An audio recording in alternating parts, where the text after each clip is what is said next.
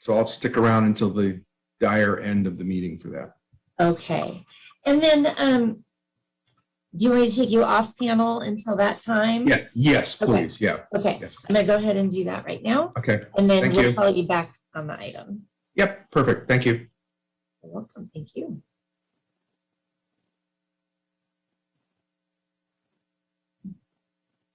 Okay, looking for council member Alvarez. Join us shortly, sure. You're already there. It's so weird. No, you weren't.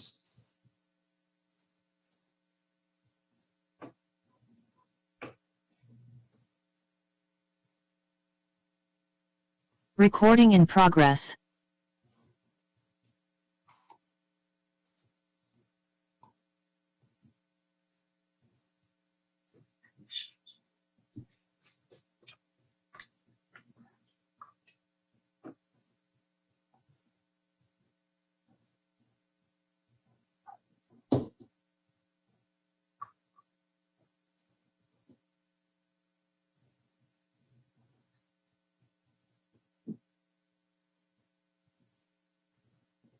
There we go. Okay.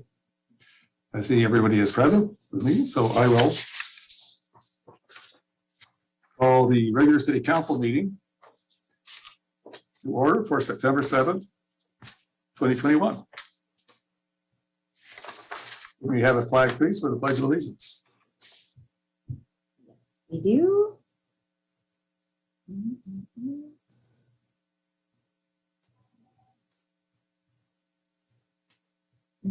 Gosh darn. There he is.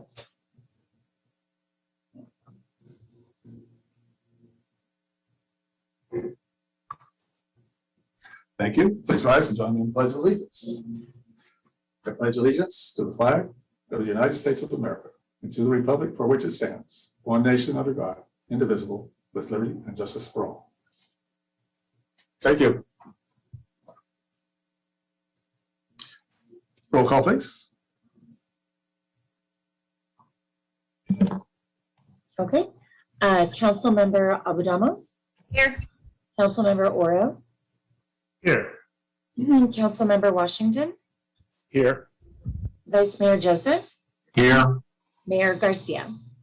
Here. Thank you. Moving on now to report on closed session, confirmation of reportable action, Mr. Ross. Mr. Mayor, council members, members of the public, the council convened in open session at 5:31 p.m. to address the matter agendized for closed session consideration and adjourned to closed session at 5:31 after ascertaining there were no public comments. The closed session concluded at 6:38 p.m. And with respect to reportable action, I will do a written report upon return from closed session consistent with the provisions of Government Code Section 54957.1. That would conclude the report unless there are questions. Any questions from council? Seeing none, hearing none. Thank you, Mr. Ross. Move on now to City Clerk's announcement pursuant to Government Code 54952.3. It is as stated in the agenda. Moving on now, proclamations and presentation. Presentation this evening, introduction to e-comment. Register to speak. Mayor Garcia, I do have the virtual city council announcement, if that's okay, if you'd like to hear that now. Sure. Okay, so thank you for joining us for the September 7th, 2021 City of American Canyon City Council meeting. This meeting is being held entirely virtual in response to the COVID-19 pandemic. The format tonight will be similar to that of an in-person city council meeting.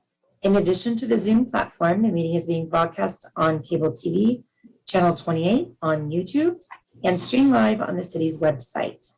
You will see the city council members on your screen, along with members of city staff.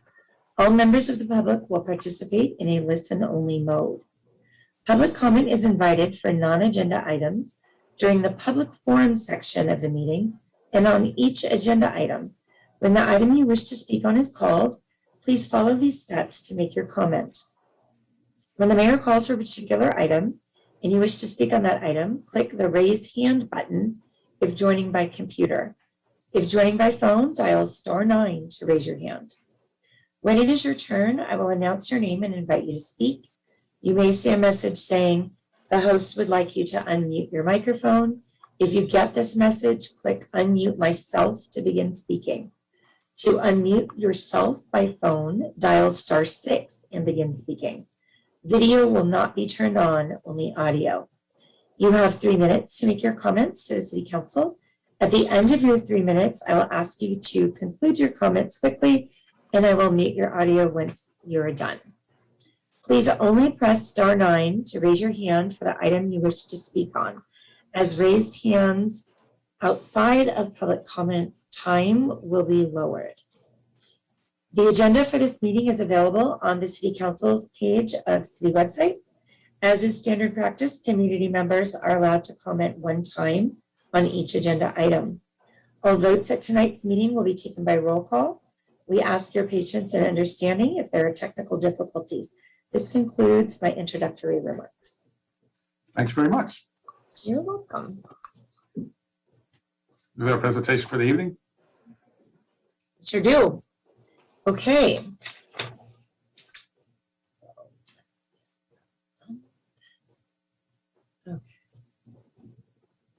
Good evening, Mayor and Council and community members. As you're aware, we've recently upgraded our agenda and minute software. Now that we've successfully launched them, we are taking the next step in the process to improve access to our public meetings. We are excited to announce the implementation of 2 new features, e-comment and register to speak. Some of the benefits to using these tools are an increase in transparency to the public. All comments are public and can be viewed along with the rest of the agenda. This centralizes our written comments consistently across all meeting bodies. And there are enhanced reporting features and record keeping that we will now be able to utilize. As comments are being made, they're actually added directly into our minutes. And so that is a very nice tool for us. Register to speak allows you to pre-register as a speaker on an item. It acts much like the blue speaker cards used to during live meetings. When the item is called during the meeting, all registered speakers will appear automatically in my live meeting software.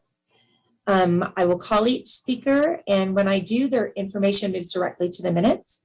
And while we would encourage everyone to pre-register to speak if you are able to, we will still be accepting speakers who raise their hand with the raise your hand feature during Zoom. And the clerk's office has been working with the communications team as they prepare information for public outreach. I'm going to turn it over to Jen Kanzenbach, our communications manager, to share an informative video illustrating how these features will work from our citizens' perspective. And if you hold just a moment, I'm going to move Jen in.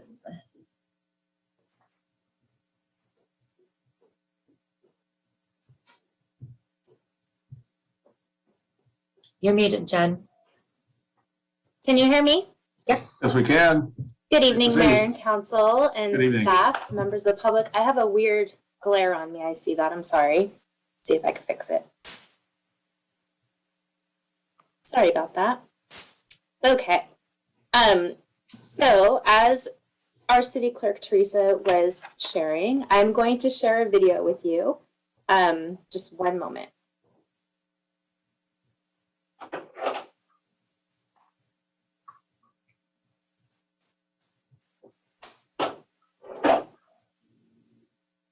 Can you see my screen? Not yet. Not yet. No. That's coming up now. Great.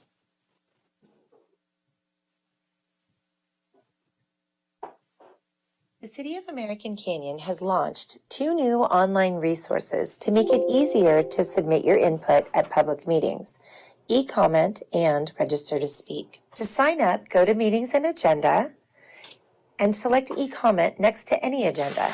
Then select Sign in to speak. Here you will have the option to create an account.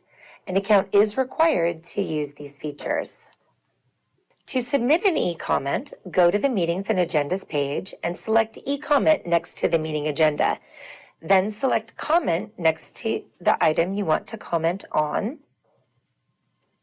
Select a position and enter your comment. When you are finished, tap Submit Comment. You can view comments left by other citizens by clicking the comment bubble icon on the left side of each agenda item. To register to speak during a live meeting, go to the Meetings and Agendas page and select e-comment next to the meeting agenda. Then select Register to Speak next to the agenda item you wish to speak on and click I agree, register me. If you no longer wish to speak at the meeting, select Registered to Speak next to the agenda item and click or tap Unregister Me.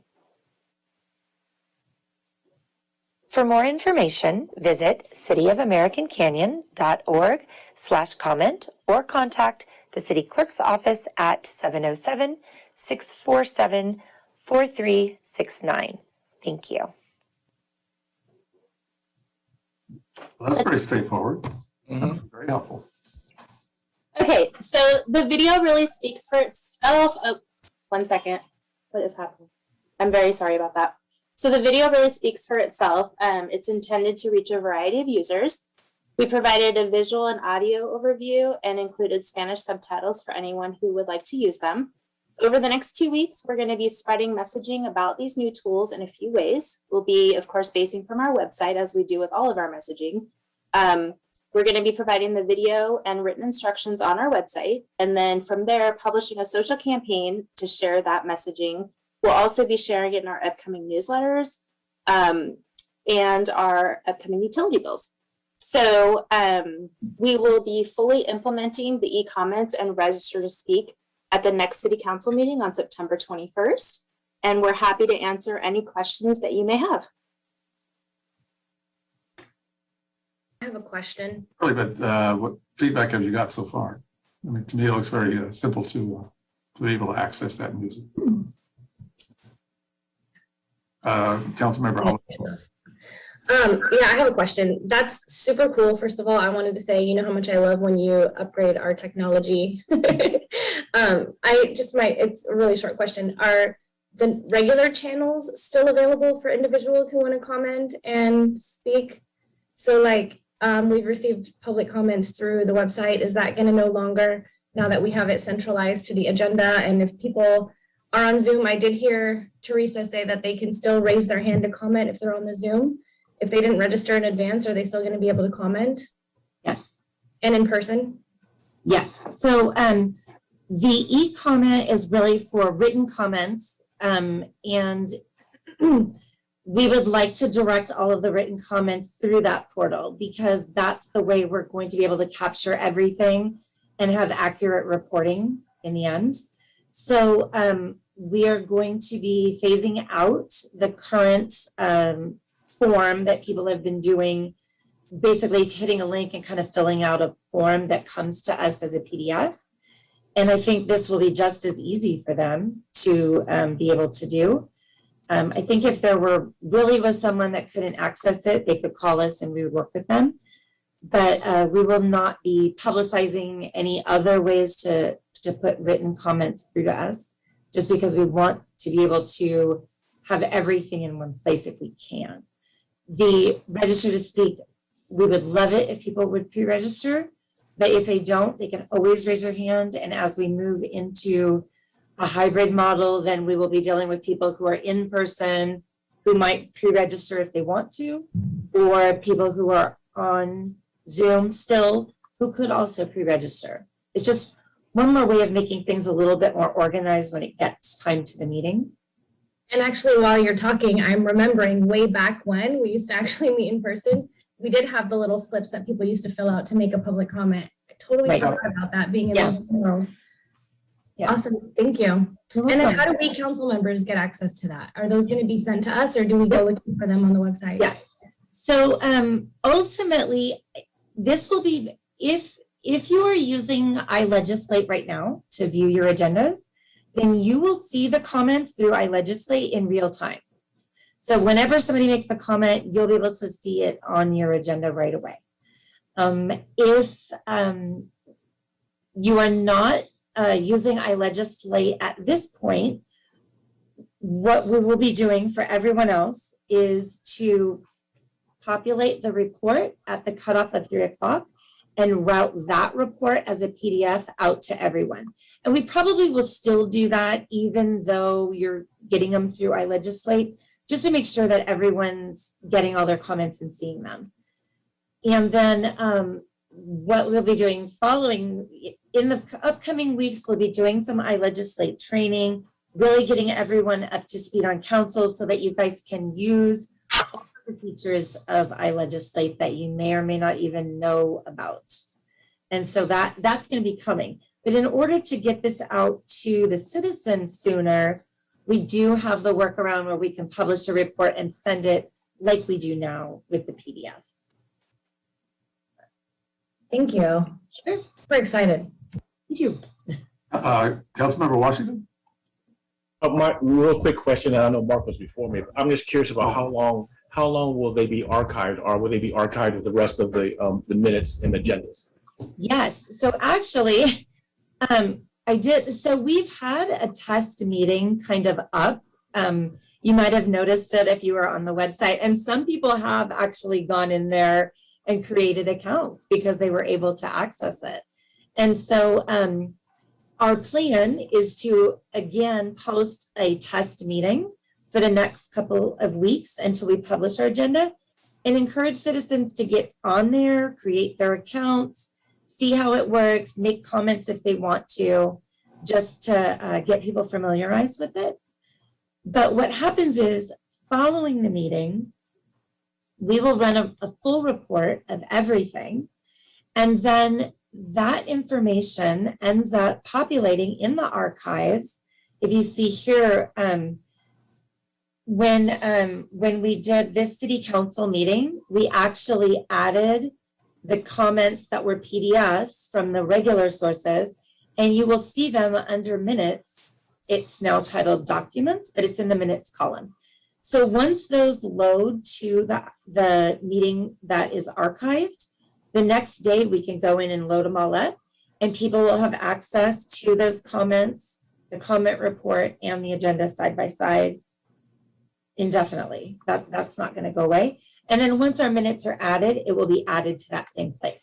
So there just will be more information maybe available there, potentially presentations that we did that weren't listed on the agenda. Sometimes people call and they want the presentation. So that would be a great place for us to upload the presentation so that people can go back and get those kind of other information. So that's where you will see them. Thank you. Vice Chair Joseph, sorry, over. That's okay. Miriam actually asked one of the questions I had, but as a follow-up, iLegislate, is the Android version gotten any better? Because I'm an Android guy. I am not, so I have to say, I am not familiar with the Android phone because I use the Apple product. So I do know that, are you currently using it on a tablet? Yeah, but actually I'm not using it at all. I'm Not using just it at all. using Android Okay. as, PDF. I reader. do But think, I'll download it, check it out. okay, so please do. And then if there are differences, like significant differences between what you're seeing with your tablet and what an iPad tablet would see, then we should talk about that and maybe figure that out, Okay. Mhm. Sounds good. Very good. Councilmember Alvarez? I have another question. I'm on the website now and I don't see the test council meeting. How do I play? We're gonna put it up tomorrow. I saw We'll- Mark's I haven't, there. Councilmember Abadamas, I'm going to actually be updating the website as soon as we finish our presentation. We didn't want to blow the surprise. We wanted to show it to you first. So I'll be publishing that in a few minutes, but the e-comment, the test meeting, Teresa will publish that tomorrow. So once tomorrow morning hits, you can get in there and play.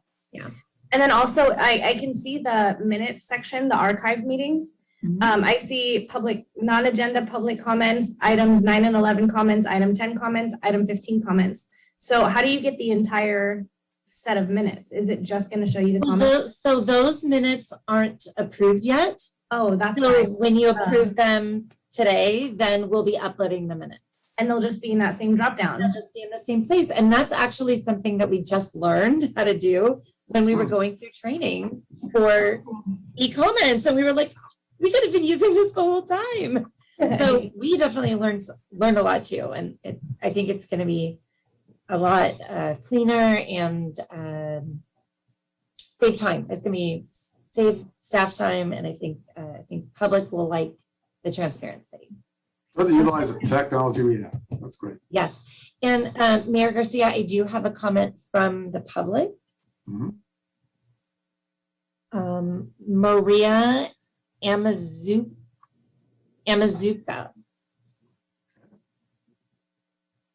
Go ahead, Maria. Yes, it's Maria Mesqua. I wanted to speak. I am the coordinator for the Emergency Rental Assistance Program with On the Move.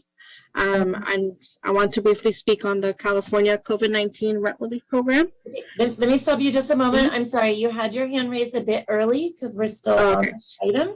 So please raise your hand when we get to public comment items that are not on the agenda. Which is coming up next. Which is coming up next. Thank you. I'll just leave you here for a moment, but Yeah. we'll just wrap up, okay? And by, I think we're going to Okay, be yeah, there momentarily. fine. Okay, any other questions or comments from our council? Seeing none, we'll move on to our agenda. Now coming up is public comment. Items not on the agenda. And I gather we do have a speaker. So we do have Maria here and we're ready for your comments. Thank you. So I do want to briefly speak on the California COVID-19 Rent Relief Program. Again, I'm Maria. I'm from the Emergency Rental Assistance Program with On the Move.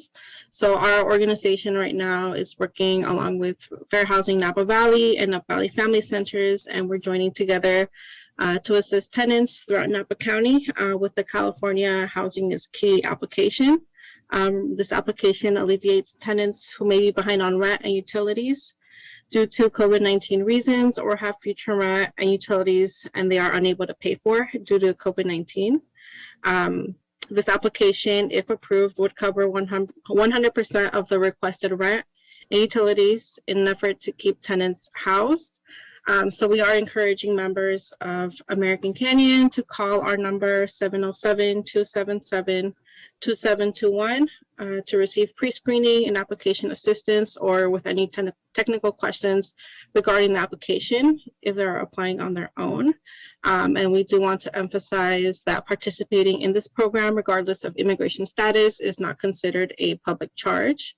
We are encouraging tenants and landlords to both participate in the program to make the application process quicker and easier. Some eligibility requirements to consider for applying is that you must show proof as a tenant that you are behind on rent or utilities due to COVID-19, experience financial hardship because of COVID-19, and have an income less than 80% AMI based on Napa County. Additionally, if you received an eviction notice, it's important for you to contact us to learn about your rights as tenants under AB 832. As tenant protections will end by the end of September. And we've also seen that EDD has come to an end for many. We are currently assisting tenants from American Canyon and the city of Napa. Currently, Napa and American Canyon has shown low numbers of applicants for the rent relief program. And I encourage everyone who has been affected by COVID-19 to apply and to spread the word to family, friends, neighbors, and coworkers who may have also been affected. Our organization also has additional programs such as the Wildfire Relief Services for Immigrants and COVID-19 outreach and vaccine registration. Again, our number is 707-277-2721. Thank you. Thank you. Did you mention the number of people in American Canyon utilizing the program? Was there? Yeah, so the program itself is from California, and they're the ones who are like they're funding the 100% the rent. There is a dashboard somewhere in their website that shows that basically who is applying for this application. Currently, American Canyon, Napa, and Up Valley, Santa Elena, Calistoga, all of those areas. We're basically low in numbers. Not many of us have applied. Mostly the elderly, people of lower income have not been applying. So we do want to reach out to those, populations that maybe don't have that easy access of, going online and applying on their own. So that's where we want to come in and, help them fill it out.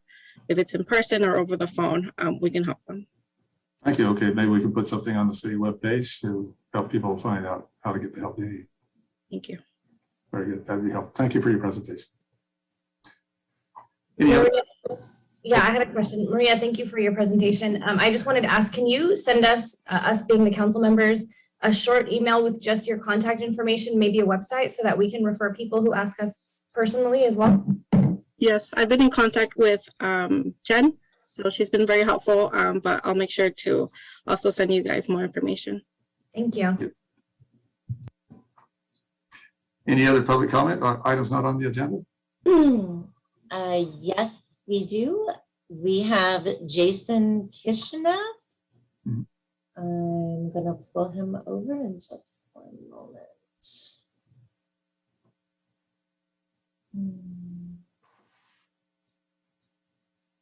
Where did he go? Oh, there we go. Okay.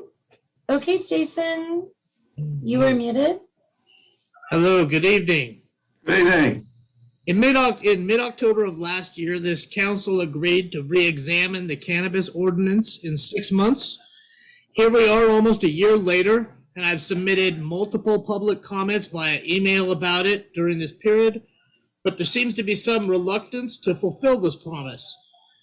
I fully understand sometimes that things come up that need to take priority. I get that.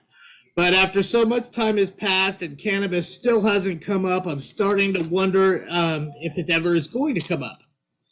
I've shown you via email comments with links provided that cannabis has been heavily propagandized for almost 100 years, that it's been a racial justice issue since the reefer madness days of the 30s, that dispensaries do not increase crime, that we allow free access to at least 3 other substances that are more dangerous and at multiple locations in American Canyon, that allowing dispensaries would be a huge benefit to those who don't drive cars, including seniors and veterans, and even how backyard grows reduce the risk of fire substantially. Yet this council has chosen to continually rely on 698 survey respondents instead of 11,000 voters. Mr. Mayor, end prohibition now. It's time. You often use an analogy of building a plane while trying to fly it, a reference that indicates not knowing the correct way to proceed. The correct way to proceed is to realize that cannabis, as Councilmember Oro once said, isn't nuclear waste. You promised the people the council would look at it again. It's time. End prohibition.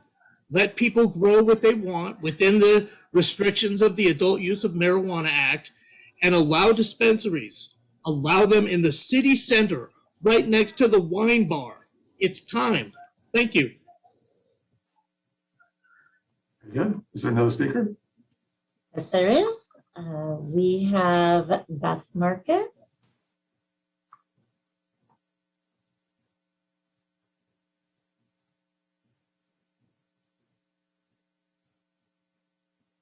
Good evening, everybody. Good evening. I just wanted to say, I've been wanting to say this for a long time. As you know, I love our city and I'm proud of our city. And I just want to say, I think it's fantastic no matter which way you come into our city, whether you're coming into the city or you're leaving our city. What I am so proud of is we see the American flag flying on our flagpole. I think that's just awesome. And I just wanted to say that. Very good. That's it. Thank you. Thank you. We have Chris James.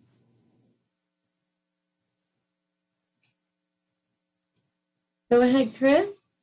Hi, it's Chris. Can you hear me? Good evening. Yes, we can. Go ahead. Great. I just wanted to ask for an update. I know you can't respond tonight, but maybe one of you can ask for it to be on a future agenda on term limits. I know it was brought up several months ago, and I'm sure the city's in the background been working on something. It'd be nice just to get an update on that and to understand where it is, if it's going to go forward or not. I know there is a short fuse on some of these things, so steps have to be done by a certain time frame for it. And I know a number of you are in support of this, so hopefully you can ask at the end of this meeting to agendize an update from city staff. Thank you so much. Good. You. And we had Justin Hamilton Hole. Justin, did you still want to comment? Raise your hand if you want to comment, Justin. He does. Okay. Nice. Bring him over. Okay, Justin, you're in. Tracy, you're doing a great job on the city website. The one thing I want to see, that I don't know that Napa County did this. When I click on Napa County board meeting, they you put your email in there, and then I get my own agenda. Maybe we can look at that, see that way we can do it. Other thing is, I know I'm very patient, you guys. This is like 2 years ago when it shut down, and a whole Jason had more update how we're gonna do the in-person. Well, I don't have to go over there. I can do Zoom watching the live there. So thank you, Tracy, and thank you, Jason and Holly. Very good. Thank you, Justin. Very good. Thank you. Speaker? We have no more questions from the attendees, just panel. Vice Mayor Joseph, you have a question? Mr. Mayor, I was going to say, I think our city manager has indicated the tentative date for bringing back the term limits discussion. So maybe we can at least clarify that so that Mr. James knows what we're up to. Yeah, I have a note here to take it up on the future agenda items at the end of the meeting, unless we choose to do it now. Yeah, we should probably take it up under future items because some of it's going to depend on how much we get through tonight. We have a very full calendar for the 21st, our next meeting. Already, we had tentatively scheduled the draft term limits item on that meeting. We also have a lot of business tonight, and some new things have been added to the 21st. So what I think we ought to do at the end of this meeting is do a little bit of agenda management, honestly, because it's going to depend on how much we get through tonight, and that will factor in a little bit. But the short answer is we have a draft term limits ordinance that we'd like to bring to council for potential consideration. They wouldn't approve it, but this is draft language on a potential ordinance for the voters. So that's really the next step, and that work. It wouldn't be any final decisions, but it's ready for the council to take a look at it publicly and take a look at the language and different things. So that's where we are right now, and it's really about finding a time over the next couple of council meetings. Yeah, certainly, there's a lot going on right now in the city, and our agendas have gotten quite lengthy with a lot of deliberation. So even though we do have set priorities, and that certainly is a priority that the council wanted. So it's just a matter of where we put, what timing we use to put that on the agenda, I think. But I think, as you can see, the agenda tonight is rather extensive. So. Yeah, so if we can wait till the end of this meeting and figure out how much we got through, and I've got the calendar up in front of me, so I'm prepared to help share that, and we can go through it a little bit. Okay. Moving on to our agenda, if there are no other public comments on items not on the agenda, are there I have any? no other comments. Okay, thank you. Then are there any agenda changes? Go ahead. Yes, Mr. Mayor, I'd like to pull items 8, 9, and 10.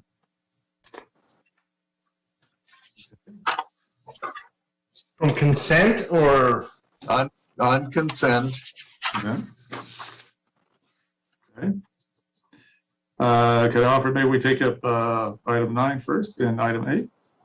Then, Yes, Mary, if the council wants to make a motion on the rest of the consent calendar, staff is ready to give some additional information on item 9. I'll make a motion to approve consent calendar items 3 through 7. I'll second that. motion second, roll call please.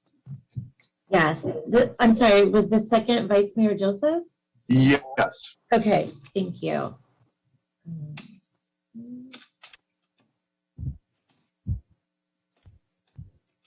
Roll call please. Okay, I got it. Councilmember Abadamos, Yes. Councilmember Oro, Yes. Councilmember Washington, Yes. Vice Mayor Joseph, Yes. Mayor Garcia. Yes, thank you, council. Thank you. Mr. Holly, that's a comment on item number 9. Yeah, I think Lincoln's ready to join us. Teresa, Okay, Vice yep. Joseph, if you wanted to maybe describe what your thoughts were, or questions. What were your thoughts on number 9? Yeah, my concerns on 8 and 9 were, well, they're slightly different, but on 8, to be blunt, it's $866,000 on equipment that, yes, is included in the budget, but there's nowhere where there's a discussion about the compelling case for buying it. Specifically, there's talk about the aerial boom and bucket would save us the cost of renting it, but we don't know if we're, how much we spend a year on renting that kind of equipment, so that we can then do the analysis that says, okay, if we're going to spend close to 200 grand on the equipment, if it's good for 10 years, are we spending 20 grand a year renting the cherry bucket or aerial bucket? It's that kind of analysis that I was expecting, since we never discussed it in the budget hearings, and putting it on consent despite how busy this calendar is, it bothers me. So for the equipment, it's a matter of, we need a better justification. The bulk of that is also the Vector, which is the third Vector truck in 25 years. And I'm just kind of curious to see how long do they last, since they tend to double in cost every time we replace it. So that's my concerns on 8. On 9, it's just a matter of, I'm a little confused. If we just spent money having a financial forecasting model and a capital budgeting model, and without even giving it a year or two to see how it works, we now want to upgrade and spend 40 grand a year. So I'm a little worried about, again, these kinds of expenses that are on consent. They really ought to have, they warrant some discussion by the council. Okay. I've got Lincoln in here. He's prepared to respond a little bit on item 9. As it relates to item 8, staff's recommendation is that we bring that back to the council and put some additional information in there if that would please the council. Well, I had some concerns with 8 also. I think, let's see, if we purchase a piece of equipment that at that cost, it's like almost $495,000 if it's one item factor. How long is the expected useful life of that piece of equipment? It would be helpful to have that as part of that report. Yeah. And I know in the past we had talked about having a discussion with other jurisdictions about jointly owning a piece of equipment or being able to share it amongst us based on need. And what are our advantages for a Vector? How often do we use it versus how does, for example, Napa use it? How do the Upper Valley communities address similar needs, because it's all used for the same purpose? It'd be worth expanding on that. I don't want to belabor it heavily, but it just would make sense. It was something we had discussed at a previous council some years ago. Yeah. About having everybody has their own separate courtyard. Is there a way of consolidating that to be more efficient and be more cost effective in operations? Is there a way of jointly leasing equipment so we can have it at a reduced cost? But we don't know how much time is being used. So if we can have some estimate of that, it might be helpful for that conversation. Sure, that's understood, and staff's prepared to bring something back at a subsequent council meeting if All right, thank you. council is okay with that. So you had a question then with item number 9 then, on the software platform. Yeah, I believe Councilman Oro had his hand raised. I don't know. Oh, I'm sorry. Councilman Yeah, Oro. Councilman Oral, yes. Yeah, I'm taking the total opposite view. I mean, first of all, I respect the discussion that's happening, but have you seen our equipment? I was happy to see this online and modernize our fleet and our public works department. Some of that stuff is very aging. I actually thought these purchases were a smart strategic investment, and I felt like they made the case for actually making those purchases, particularly on the maintenance and utilities department. And if there's a budget for it, that's what we need to do. And I think we've been guilty before of just letting this stuff lag for a long time and having very outdated equipment. I'm happy to see that we were, on another council item a couple of weeks back, we did the enterprise agreement, which is going to, allow leasing for new vehicles rather than driving around vehicles from the 1900s. So I feel pretty good about it. I could vote on this today and move forward with it with an understanding of, that it's going to help that department. On the budgeting and financial transfer platform, in my notes, I put a capital yes. I've been looking at OpenGov for quite some time, and we completely need to modernize our systems. In that thing that we talk about using Excel based spreadsheets, and I know I've seen presentations from OpenGov. We're actually going to have a lot more transparency in terms of how we publish and create reports that are more real time and less labor intensive. This is something that's been a proven system across the board. And I was going to save the comments for later because I think we had a little bit of a budget discussion, but this is how modern enterprise resource planning is done these days in financial planning. I'm glad to see us step up and invest in this system. So I commend the staff for actually bringing us into the 21st century. Thank you. We should take these items individually, but I think Mr. Bogart's here to give some comments. Yeah, well, you guys are both commenting on both, so that's why I was hitting them both at the same time. Yeah, no, you will take it. Lincoln has some information on OpenGov, and maybe can clarify some of the maybe misunderstandings from the staff report and share examples of what OpenGov does for other jurisdictions. Okay. Thank you. Good evening, Mayor and Council and members of the community. I'd like to first start off with a little background on the reason why we decided to look at budgeting platforms and transparency solutions. And that is primarily due to the fact that even our new forecasting model is completely Excel-based. There is no CIP component of it. However, the new budgeting platform does allow capital improvement planning to be done through it, which would allow us to get rid of a very old system that we currently use for that process. And by moving to something that's more automated, it moves you away from spreadsheets. You can populate estimated levels for departments. It can project your salaries out automatically and allow the departments to go in and look line by line at what a 2% growth rate would look like, and for them to see what they have budgeted in those lines from the prior year to look at what their actual needs are going forward. It also will help us move into a new, more zero-based budgeting for, discretionary expenditures. Non-discretionary are kind of fixed, but your discretionary expenditures, a solution like this would allow us to say these are non-discretionary, they're set. The discretionary you need to justify. I'm able to tie in strategic objectives from the strategic plan so that as you budget line items, you can say what plan objective you're meeting. It also flows into transparency. And while the price tag looks big on the surface, the transparency piece alone is worth half of the annual cost and the implementation cost. And that would allow us to basically have our adopted budget online when we're presenting it to you. It would allow us to upload monthly actual results to compare budget to actuals, as well as you can build narratives. It can be used for many things, even outside of the financial reporting area.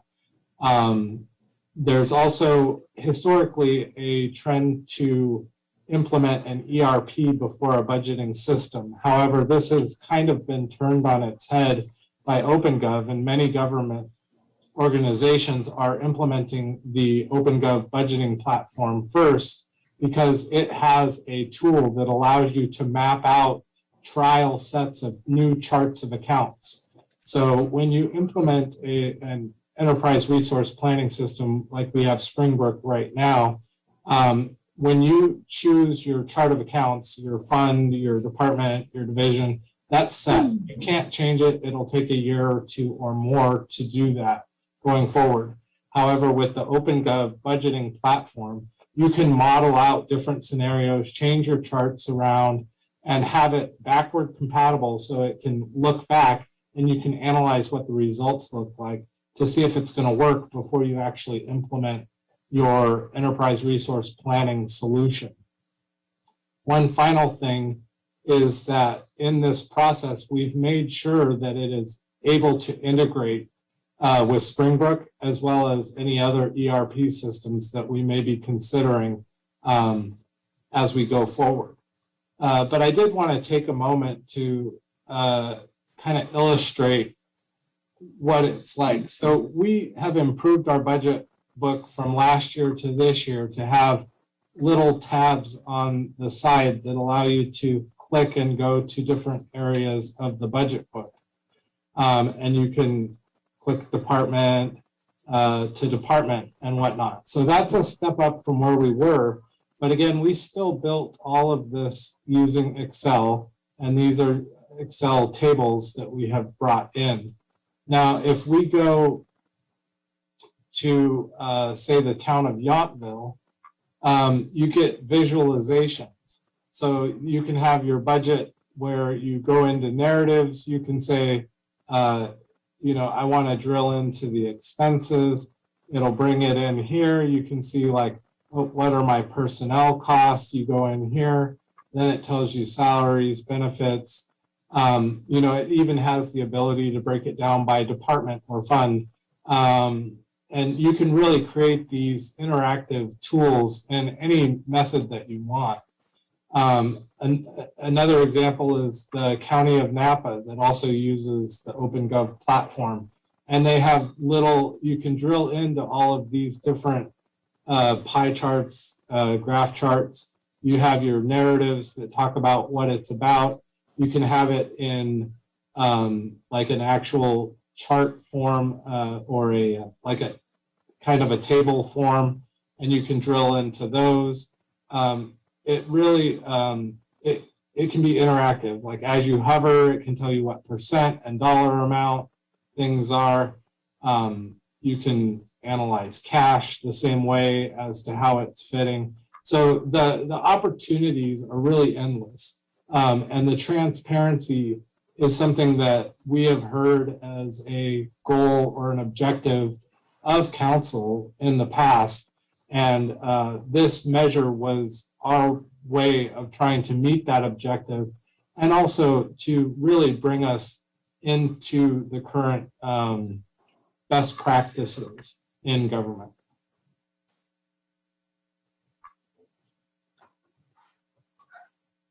Thank you. Such presentation. If I may, I appreciate the presentation, and I don't object that OpenGov might be the way to go.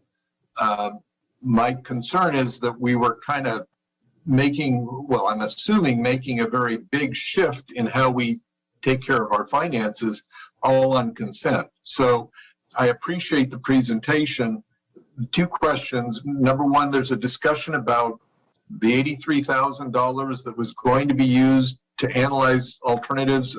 This is where I may have misunderstood the staff report.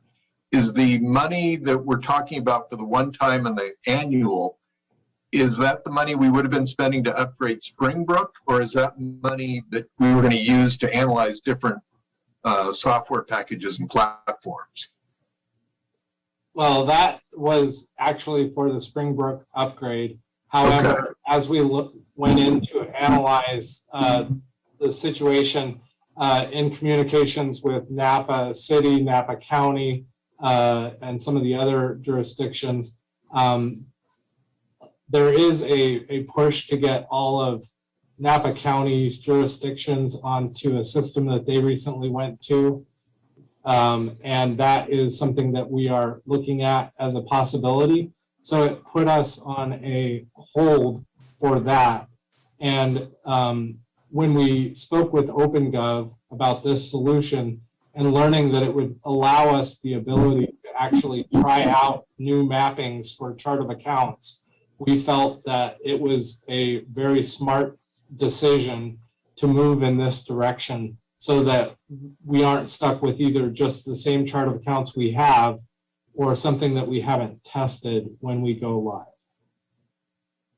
Okay, so then we're really kind of making a decision to move to OpenGov, which I don't necessarily object, but it would be nice to know what the rest of the costs are and how we're going to pay for those.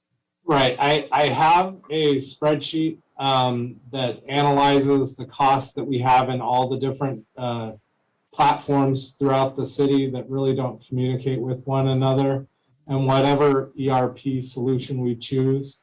And the ones that we've looked at, the entire across the organization cost is likely to be slightly higher than our costs on an annual basis now, but it would not be significant no matter which direction we go.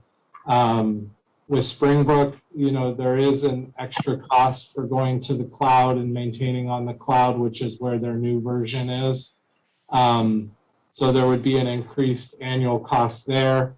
Part of the solution that we're looking at is a citizen services that community development needs to upgrade in the coming year, no matter what happens. So that increase is going to happen whether we change providers or not. So the general overall cost, it will go up some, but it is immaterial or minor compared to the overall costs that we pay. Just to follow on with what Lincoln's saying, we, and for the rest of the council too, our enterprise platform right now is Springbrook, and we are, and that's our financial system, our financial hardwired system. We are in needing of upgrading it, and we're still exploring, you know, what system is right for us. We had budgeted in this current year about $83,000 to go with an upgrade to our current system in Springbrook, but we're not at this point convinced that's even the right move. We're looking at the system the county used. We were looking at OpenGov, which sort of started this conversation to begin with. We're still exploring all of those ERP systems, and we're not going to be ready in this fiscal year to really make a decision yet. But what we did see was an opportunity to try out other parts of OpenGov, their budget and transparency tool. And we said, we can get rid of our spreadsheets and we can provide a platform that the public can look and see everything into our budget. And that's what we can use the current year money for. As we start looking at the ERP upgrades, we have to factor in all of those costs.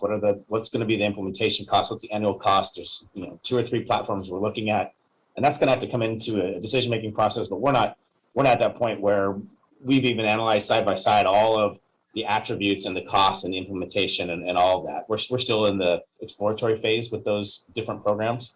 What we didn't want to do is to just have that money sit in the budget this year, go through another cycle and not use it. We felt like regardless of what ERP platform we go through, they can still use this transparency portal in particular, and potentially we'll continue to use this budget platform as well. And so it really was a way of connecting the public in a different fashion to our budget, other than just looking through a PDF. And OpenGov has modules that can bring in the community development programs as well as building inspections and other elements. Yes, they do. And And the county is using OpenGov or? The county is using So- Tyler Munis, and they use OpenGov for their transparency platform. Okay, OpenGov was really built as a front end, as a transparency piece, and they've added more technical modules. Tyler Munis and others were built as financial systems that now find different ways to integrate with transparency portals, most commonly, and there are others. okay. Jason, for a while, weren't we talking about some sort of cost sharing thing with the county, or am I mistaken? Nope, that's the same conversation. The county has started to implement, City of Napa has started to implement. There's a proposal for us to do that same thing. It's the same people, same program. There will be some, sort of scalable cost savings for us to be a part of their system, but really the efficiencies could be gained by being on the same platform as other jurisdictions. So that if we ran into trouble or if we needed to share resources, staff, having a chart of accounts that the county uses and the chart of accounts that City of Napa use, we would be able to borrow or utilize or even send help if needed on financial systems, right? If we, in a pandemic had to send half our finance staff home and we needed to borrow somebody from the county for 3 weeks, they would know exactly what the chart know of our platform, they could yeah. plug and play. So there's, call this the soft efficiencies that there is, a bit of a discount by being part of that bigger bundle, but it's more going to be about the efficiency of having the auditor controller literally using the same system we are and the efficiencies we're going to get later. But we're not at that place. We're not at that place where we're recommending that. Yeah, we still, we still need to go through the analysis to say, Okay, that's a high-end system. It's going to have costs. There are other systems. Where are we? What represents the best system for us? And we got to do that side by side. And we're going to be taking the balance of this fiscal year to do that. Right, and Tyler did already provide us the quote from the cost sharing agreement, which is why the annual ongoing costs won't be much more than we're already paying because of the discount that Napa already negotiated for every jurisdiction in the county. Councilmember Oral? Yeah, I don't know how we're taking these, but do we want to? Well, I think we're going to wrap up this one before we move on to the next one. Okay, so do we need to open up public comment for this? Well, I just was going to see if there's any more questions from council before we do. I'm not hearing any. Do we get anything? I mean, from my perspective, I certainly support staff's suggestion to continue the equipment purchases so that we can get a better handle on that. I appreciate Lincoln's report on the budget module and certainly don't have a problem with it now that I've had that clarification and everybody knows what we're getting into. And then the last one is really for the sake of the chamber who's raised their hand. But Vice Mayor, I think it best we take each item by itself. Take each item by one. Yeah. Okay. All right. So we were just wrapping up discussion on the item number 9, budget financing report, financial reporting. Have we received any public comment on that? Item 9, we have no hands raised at this time, and I have Okay. received no written comment. Okay, so would somebody would like to make a motion to accept that? Yeah, I'll make a motion to adopt resolution number 2021, next in order, a resolution of the City Council of the City of American Canyon to enter into an agreement with OpenGov for budgeting and transparency software solution. I'll second it. Motion second. Motion second, roll call, please. Yeah, could you, I'm sorry, who was the second on that? Pierre and I tied. Okay. Go ahead, Pierre. Here, okay. Mm.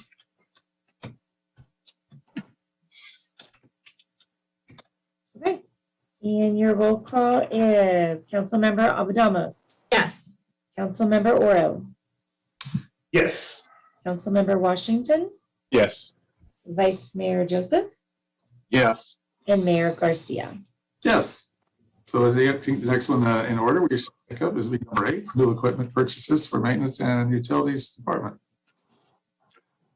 I'll We make receive a any motion public, did we see, continue it. sorry, did we receive any public comment on that? Sorry. I'm sorry, okay. I'm sorry, I just want to clarify really quick. So the one that we just voted on was item 9, which was the Right. finance item, correct? Yes, this is, Okay. we're moving to Okay. item 8 now. Thank you. And so now we're going back to item 8, Right. correct? Okay. Any comment on that? I see no other comments and I have no public comments written. Okay, very good. So, I'll make a motion to continue this item. I'll second that, Mark. okay. Roll call, please. Councilmember Abadamos, Yes. Councilmember Oro, No. Councilmember Washington, I'll be a no. Vice Mayor Joseph, Yes. Mayor Garcia. Yes. Thank you, council. Okay. Okay, we'll move on now to the other item that was pulled, which was the item 10, Tacos Baja Cali Design Permit Resolution Confirmation. There, Mr. Mayor, it's just a recognition that we received a lot of comments, and I just wanted to give them an opportunity to make their comments. Have we received any comments on this? We did. Mayor Garcia, we have written comments received from Jose Rueda, the American Canyon Chamber of Commerce, and Blanca Vanessa Rios. We have one attendee, Valerie Zisak Morris from the American Canyon Chamber of Commerce.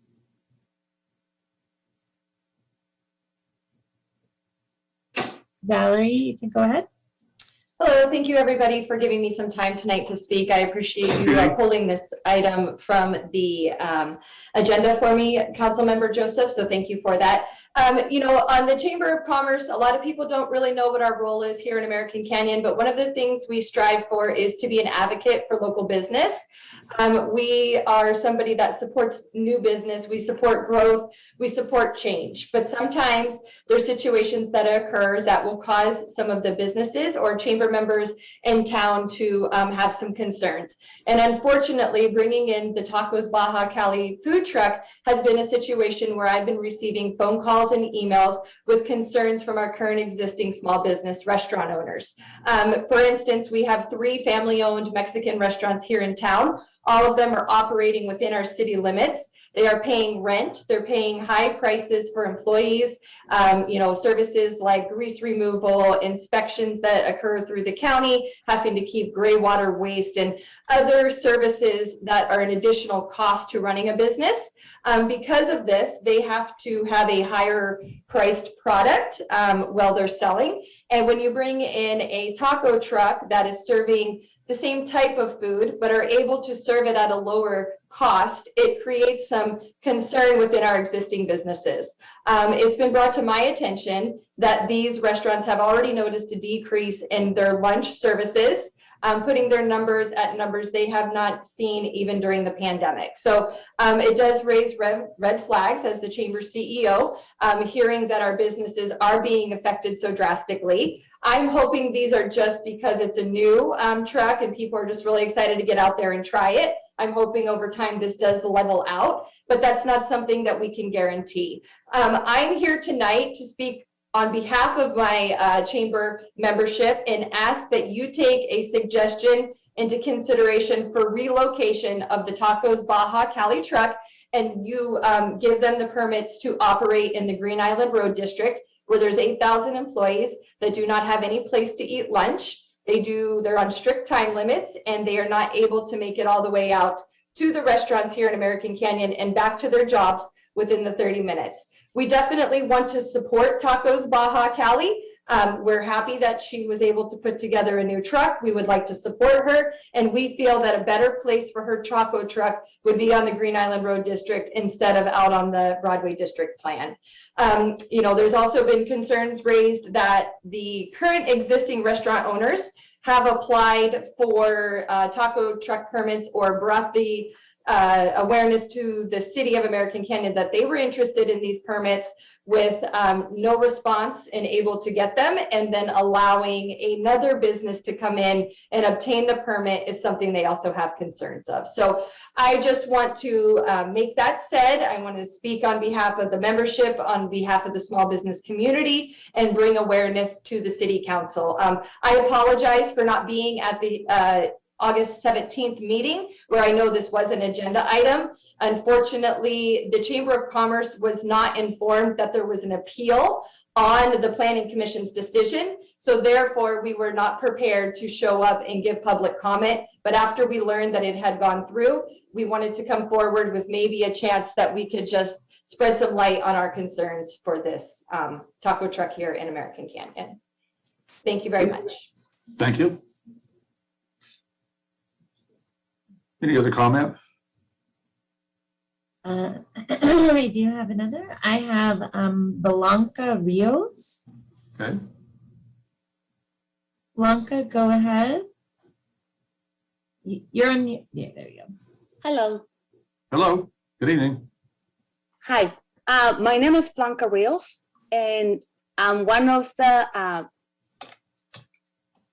people or the small businesses that apply like more than 3 times, 3 years, and ask if I can bring my food truck here to American Canyon City. And all the times that I request that, I was told that American Canyon was not the place for food trucks because that was gonna affect the small businesses. Due to that, I decided to take over the Indian restaurant that it's in the shopping center over there by Zacatecas. I took over that place last year and start working that kitchen as my commercial kitchen, commuting from American Canyon all the way to Napa to take my food because that's where I have my food truck over there. And I decided to put all my money, all my savings and all my effort to open a restaurant over here because I want to stay here in American Canyon. I'm a resident from 30 years. I've been living here.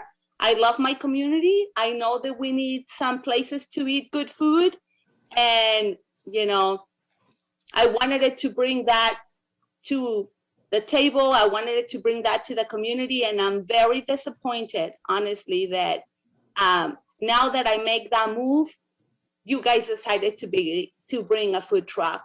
And that's gonna affect me double. You know, now I have to continue commute and have my taco truck in Napa. And on top of that, I'm paying over here taxes and the overhead to get ready to open a restaurant. I just want to comment about that. Thank you. Thank you. Very good.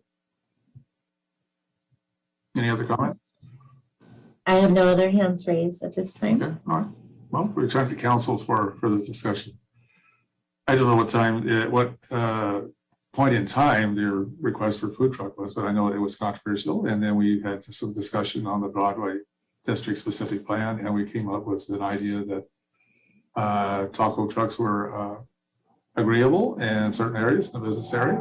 And we're looking forward more like a collection of them together, develop a food court type of element with taco trucks. So that's my recollection of it. Vice Mayor Joseph? Yes, I would agree with your assessment. Mainly, I'm concerned about the argument that being turned down to run a food truck. And I'm curious if staff can provide some additional detail on that, because I know this appeal was the first opportunity the council's had to weigh in, good, bad, or otherwise. And I think we're reasonably supportive because it's a business opportunity and it was a local, you know, again, this is also an American Canyon resident turned American Canyon business owner. So, but I am a little concerned about inconsistency in the message. So if staff could address that. Yeah, I can address that, and Brent might be there on the line too. We haven't received any applications, at least, you know, since the BDSP was approved. The time before BDSP, the conversation was definitely out there and had at least come to council in some form prior to BDSP. So I think some of what has changed that landscape is the fact that BDSP is now a new document. It's a new way of thinking. More recently, since BDSP, we've not received any applications. We do have phone calls with applicants all the time, and even the phone call with Ms. Lara, as we talked about the food truck, you know, was a difficult conversation because we had, you know, a lot of specific things we were looking for and pointing her to, you know, what we saw is the vision of the BDSP. So, you know, sometimes those conversations may not be a formal application, but they get the opinion, from staff that it's a no, but it hasn't been an actual application that was turned down. So, our representation to everyone who calls us is we want to do what's in the BDSP, and we want to do really great aesthetic, really great designs. We want to have placemaking and do what's in there. So, if somebody was thinking something else, then they would have gotten an understanding from us of what we were looking for. So I don't think it's an inconsistency, number one, but also, there's not a limit on food trucks. So there are other locations. There's suggestions even tonight. So although that's not in BDSP, that, I don't think there are limitations, and there certainly isn't some sort of moratorium on food trucks or a limit on what could be approved. So there's possibility for others. Councilmember, you have your hand up? Yes, thank you, Mr. Mayor. I kind of want to echo along the lines of what Vice Mayor Joseph mentioned. I think when we last voted on food trucks, we had probably just enough information to move forward with the approval. But since that time, I've had opportunities to talk with the CEO of the Chamber of Commerce, Valerie. I've had an opportunity to talk to a couple of our other business owners in American Canyon who are also, residents of American Canyon, who also have applied for taco trucks and were denied in the past. So I see and understand their frustration. So I actually personally went out and met with one of them today, sit down and talk to get their insight on the expectations, because we're sending some people mixed messages. I think that we need to take the ownership, meaning myself as a council member, the city, the Chamber of Commerce, and tightening up our communication skills with one another. So the one who ends up being targeted or not targeted, who's impacted, doesn't have to suffer those consequences. Ms. Blanca shared a very, very emotional story with me earlier today. And I take it to heart. She's tried to do everything the correct way, the right way, and she was denied. I spoke with another person, did everything the right way, the correct way, also denied. So I'm not a taco truck expert, but I am a person that will listen, a person that will go out there and try to find out the facts. And I don't think the council had all the facts when we made a decision on the last taco truck approval. So with that said, not trying to make it a controversy issue, but I think we need to do a better job communicating to our Chamber of Commerce and to our community, and send one message along. Yeah, I think the question I had was, again, prior to the Broadway district specific plan, we didn't want taco trucks, but when we had developed that one after rather lengthy involvement with community and chamber and conversation, we decided it might be appropriate in some areas. So it depends on when those who raise the issue, when did you really first raise that conversation with the city, or was it an application made? What was the date on it? I think a message going forward is, Broadway district specific plan allows for taco trucks. Also, there's opportunity in the Green Island Road is kind of what Mr. Hawley mentioned. There's food access needs out there as well. So I think that's what I'm thinking. Maybe it was. I don't know, because we don't have a date in terms of when the first approach or application was submitted. Anything further? And do we have any other last minute people on this? Go ahead. If there's no more comments or public outreach, I'm going to make a motion to adopt resolution number 2021 next in order. A resolution of the City Council of the City of American Canyon approving a design permit for the operation of a stationary food truck in the Broadway District at 4225 Broadway Street, APN 058-270-008, file number PL21-0007. I'll second. Motion second. Roll call, please. Okay. Councilmember Abadamas. Yes. Councilmember Oro, Yes. Councilmember Washington, Yes. Vice Mayor Joseph, Yes. Mayor Garcia. Yes, thank you, council. Mr. Mayor, I do want to emphasize, if I'm not mistaken, that it's a one-year license, so it's subject to renewal in a year. Am I correct? Or, Mayor and council member, there's no sunset clause for a design permit application, typically. okay. All right. Thank you. Thank you. All right, moving on with our agenda this evening. Next up is first public hearings, item 11, CalPERS contract amendment. Good evening, Mayor and Council. This is actually just a routine annual item that we bring forth to you. It's actually required by CalPERS that it be a public hearing. And really, all we're doing is implementing what we already have outlined and executed in our current employee MOUs and our employment agreements or MOU agreements. So we're just looking for approval of the contracts, first by waiving the first reading and second by adopting the resolution and designating the mayor as the presiding officer. Any questions from council before I open up public hearing? Okay, seeing none, public hearing on this matter is open. Have we received any public comment? Item 11. We have no written comments for item 11, and I see no hands raised at this time. Okay, very good. I will close public comment at this time. Return to council for further discussion desired. With that said, I'm going to make a motion to approve this CalPERS contract amendment.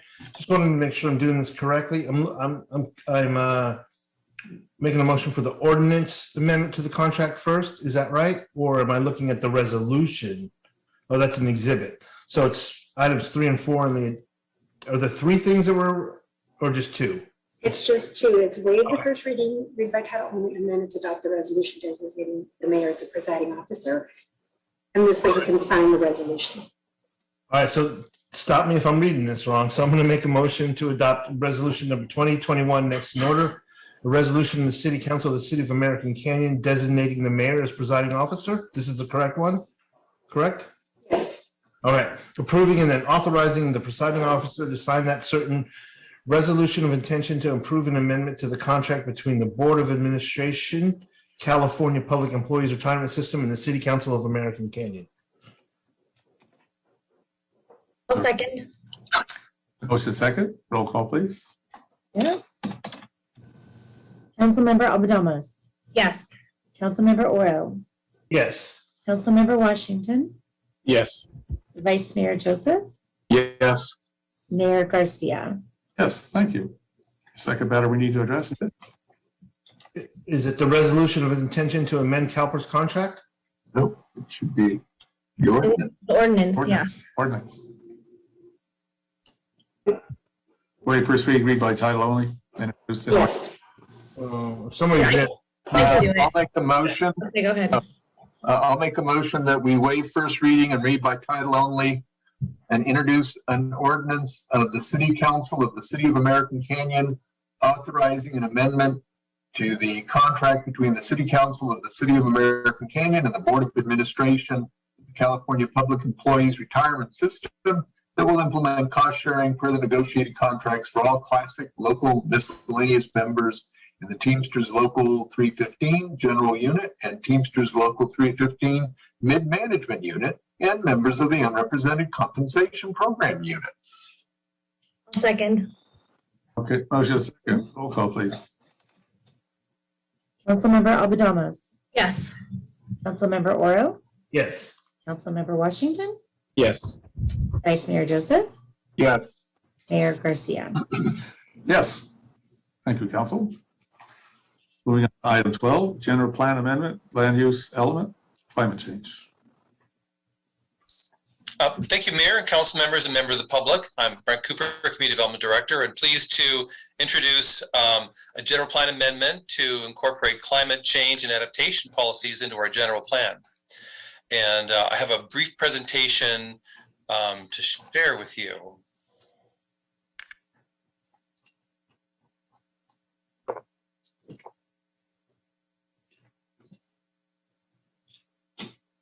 Okay, hopefully we can see the screen. Okay. I think it's, if you've seen the news lately or perhaps looked out your window, we're all very familiar these days with some of the consequences of climate change. They're very drastic and quite dramatic and expensive and can change people's lives. So they're quite serious matter that needs to be considered. And if there's anything we can do to help with that, it's something that's very important. The City Council over many years has been very supportive of sustainability issues. I have some listed here going back all the way to 2013, but there have been some before, and the most recent one, of course, is the countywide climate action change proclamation the council adopted in 2019.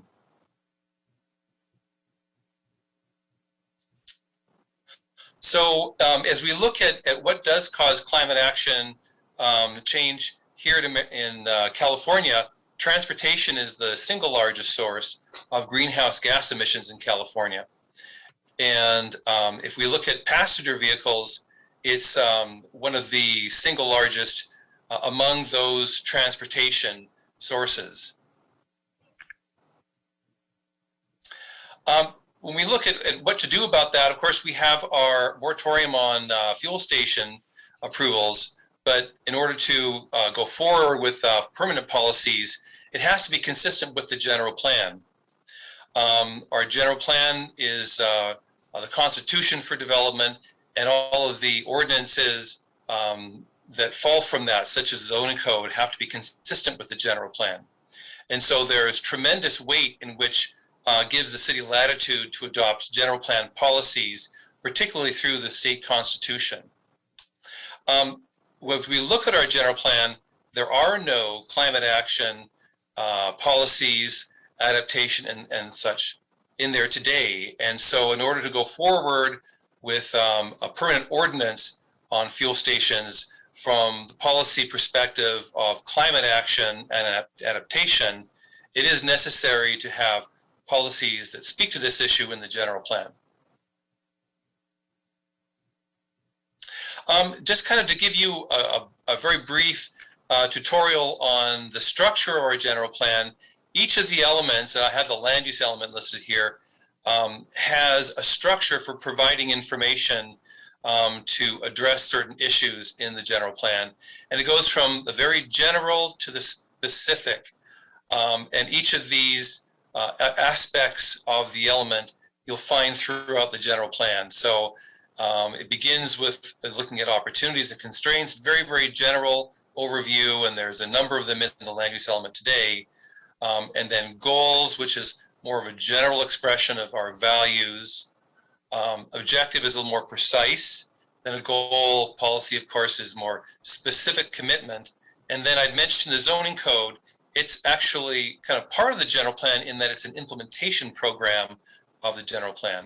So as we add climate change and adaptation policies to the general plan, they need to be inserted in each of these respective categories for the structure of the land use element.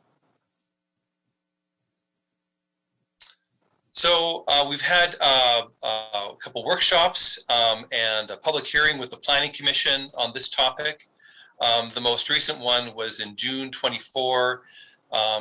And so as we look at what might we look at as guidance for climate change policy, especially given the history of the city with sustainability issues and its participation in other programs, the proposed policies and goals in this change are drawn from policies that have come before the council or certainly the Planning Commission. And so they should be uncontroversial, they should be familiar. We're not sort of creating new ideas here. They all kind of fit neatly, but we haven't gone to the effort of actually incorporating it in the general plan. And so I have some of them listed here. Of course, most recently, we have our fuel station urgency ordinance, and some of these policies kind of speak to that, but we have the Broadway District, the climate change proclamation I'd mentioned. We have drawn sources from the California Environmental Protection Agency, And so these are some general sources that hopefully everyone can agree to. So to kind of get into, here's what we actually would plan to do with the land use element is we begin with opportunities and constraints. And so I kind of reframed here, so the big issues, and there's a number of them already listed in the general plan. But this one would be a new one that addresses the issue of climate change posing an immediate and growing threat to our economy, environment, and public health. And as we've seen on the previous slide, there's a number of consequences of climate change that I think most would consider pretty negative. And the source for this is the California Environmental Protection Agency, and the Planning Commission as well had some input into the way in which this is written. So I think hopefully one can all agree that this is an immediate threat to our city. So we get down to a goal, kind of a general expression, looking at here, drawing from the American Canyon Climate Change Proclamation. This, of course, was adopted throughout the county. And so not only since the City Council adopted this, as well as other jurisdictions in Napa County, it could generally be said that there's broad consensus within the county for conducting decisive near-term action to reduce greenhouse gas emissions in American Canyon. So that's kind of a very broad thing. But I think some of the key features is looking at what can we do right now to reduce greenhouse gas emissions, and as we're kind of more of an action-oriented council. So an objective here, we're looking at things that are perhaps more measurable, more achievable. And so this one is written to consider initiatives to reduce direct and indirect greenhouse gas emissions from transportation sources, since that is the largest source of greenhouse gas emissions in California. And also taking a look at where there are opportunities for a renovated and existing development in the city. I know that we've had two major specific plans, Watson Ranch and the Broadway District, that has significant sort of reach goals for energy efficiency. So the city is already thinking in those terms from our development, but really looking at transportation sources as well as our existing development. These are things also too that are more in the control of the city and your ability to regulate development and actions. Some of the policies, we have several of them here. These are more specific commitments to a certain course of action. Of course, we have our climate change committee that the city is already involved in. And so it would seem natural that we would have a policy that would encourage us to work with our county jurisdictions to together, along with our businesses, our regional partners, to educate and mobilize and gain support for comprehensive and sustained action on climate change. Another policy might be recognizing that transportation is the single largest source of greenhouse gas emissions in California. Prohibit construction of new fossil fuels stations in American Canyon. And so that would be consistent with the urgency ordinance. I have two policies here. Look at feasible methods to expand availability of non-fossil fuel vehicle fueling infrastructure. I know that was discussed during the urgency ordinance. Examples might be electric vehicle charging stations, and the Planning Commission also made a note that there is a possibility for hydrogen facilities and electric cell vehicles in American Canyon. So kind of, if not fossil fuel based, then perhaps we look at others that are non-fossil, because vehicles are certainly here to stay. Another policy would be encouraging land uses that feature compact urban form connected with pedestrian and bicycle trails. That's consistent with our Broadway plan. We have long stated that it is born from policies at our regional Bay Area Association of Governments as a component of the region sustainable community strategy. And so it would seem a natural fit to have that as part of our general plan. Coming from our Broadway District Ordinance and also our Energy Efficient Climate Action Plan, that's not mentioned here, but it is an objective to amend our building code to require 15% greater energy efficiency in new construction than the state standard. This was, as I mentioned, contemplated in our Energy Efficient Climate Action Plan as a goal for a few years out. Well, a few years have passed, so I guess it's time now. But it's also a standard that is in the Broadway District specific plan. And so it's kind of a threshold that has already been vetted by the council and the community. So that seems like something that also would fit in our general plan. A contribution of the Planning Commission is greenhouse gas emissions from idling vehicles. And so that could be difficult to enforce since folks drive the cars the way they will, but there's an education component that the Planning Commission thought was very important, both with our broader community and through conditions of approval for commercial vehicles. There is already a state law requirement to not permit commercial vehicle idling for more than 5 minutes, but the idling is definitely a greenhouse gas source that the Planning Commission thought really belonged in the general plan. So those are that's kind of the limit of what we're talking about to add policies to the general plan. This, I would have to say, is a sort of surgical effort to amend the general plan to speak more directly to responding to the fuel station moratorium. It isn't the full climate action plan that we'll do as part of our comprehensive general plan, but it's sufficient to give enough policies in our general plan to move forward with new ordinances that regulate fossil fuel stations. So tonight, of course, is a public hearing. If this is approved by the City Council, then our next step would be to begin drafting up and having a workshop and a joint meeting with the Planning Commission on what we might look at in the way of a new ordinance on fuel stations. And with that, I'm glad to answer your questions. Questions from council? Yes. See, who's up first there? I'm not sure if it was or Councilmember Oro. Okay, Councilmember Oro. Oh, I thought you were first, Vice Mayor Joseph. Okay, then I'll go first. Clearly, I appreciate this presentation and the opportunity to take action on a climate change policy, climate action policy. A couple of questions. I know the objective is pretty open-ended, which is good. And so there's a couple of things that have been brought up that aren't specifically called out here. So I'm throwing it out to see what staff's reaction is.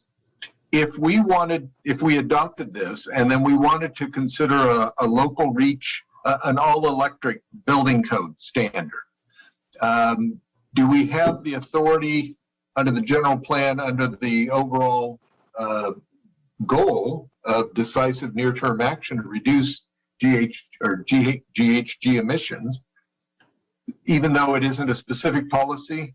And then likewise, if we wanted to ban gas leaf blowers and other gas engine landscaping stuff, would we have authority under these guidelines?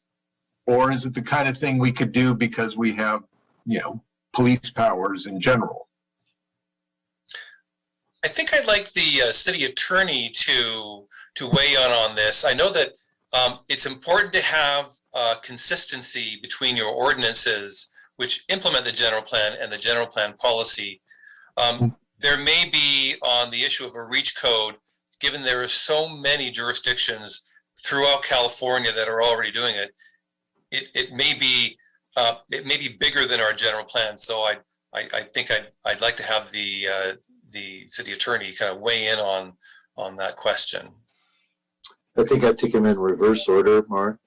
Okay. The first one, you know, you would have, the city possesses the power right now under the police power to ban leaf blowers that are powered by gasoline. It's a common occurrence in several jurisdictions, both cities, charter cities, and counties.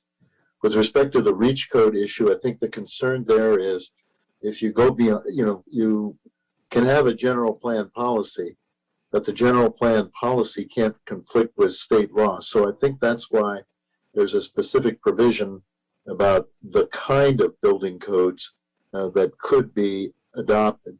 I don't think you have blanket authority to change to, like you suggested, if I understood it, an all-electric requirement, you know, for future discretionary opinions, implementing this general plan, implementing a general plan policy that would so provide. So I think there has to be specific authorization to deal with state law, meaning established state building codes, you know, for that to happen. So there would be a limitation there with respect to a general plan policy. Query though, whether you could do the same thing not the same thing, but you could formulate like regulations under the police power about giving preference for all electric facilities, whether commercial, residential, or industrial. You know, several jurisdictions are pursuing now having a prospective requirement in the general plan about precluding natural gas, you know, with the alternative obviously being all electric. So maybe, you know, in slightly different presentation, you could have achieved the result that I think you described you would like to see implemented. Okay. Thank you.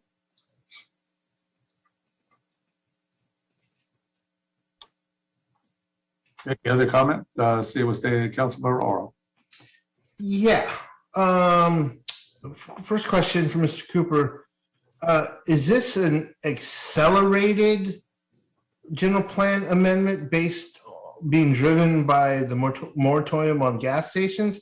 I thought we were, you know, had up to 3 years on this whole thing. Can you tell us the timeline and how we got here right now? The timeline for the moratorium is February 2022. So that's coming up pretty fast. Certainly faster than our comprehensive general plan update. Ideally, it would have been done through that, but the general plan will not be ready in February of next year. So this is an accelerated effort to have our authority in place to adopt an amendment to the zoning code. Then, but in 2022, I thought we had an opportunity to extend it again. Yes, you can. One more year. Okay. So there is time, but I took the sense of the council that, as with most things, you know, we don't want to let it languish. I think there was discussion of, you know, we have a momentum. There's a community. It seems like there's a community consensus on the matter. Let's get it done. So this is a path in which we can expedite getting to a community discussion about how to address fuel stations. Okay.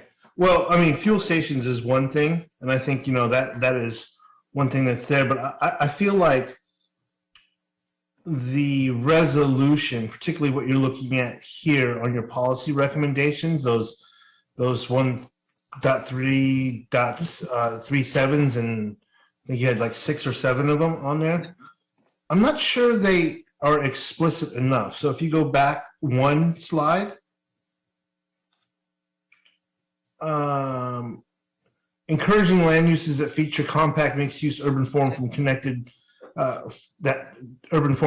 with pedestrian and bicycle trails. I feel like, and I've said this recently to a few folks, I mean, the furthest point from the corner of the Vin neighborhood to Donaldson Way Elementary is 3.7 miles. And this is in the residential areas, right? So if you're in the southeast corner and you were to go to the northwest corner diagonally across the city, and you were to take the surface roads, it'd be 3.7 miles. And, this was brought to my attention because I was, looking at the back to school traffic, particularly down there at Donaldson Way and other places. And we've invested in the Donaldson Way road improvement, sidewalk improvement project to make it safer to schools.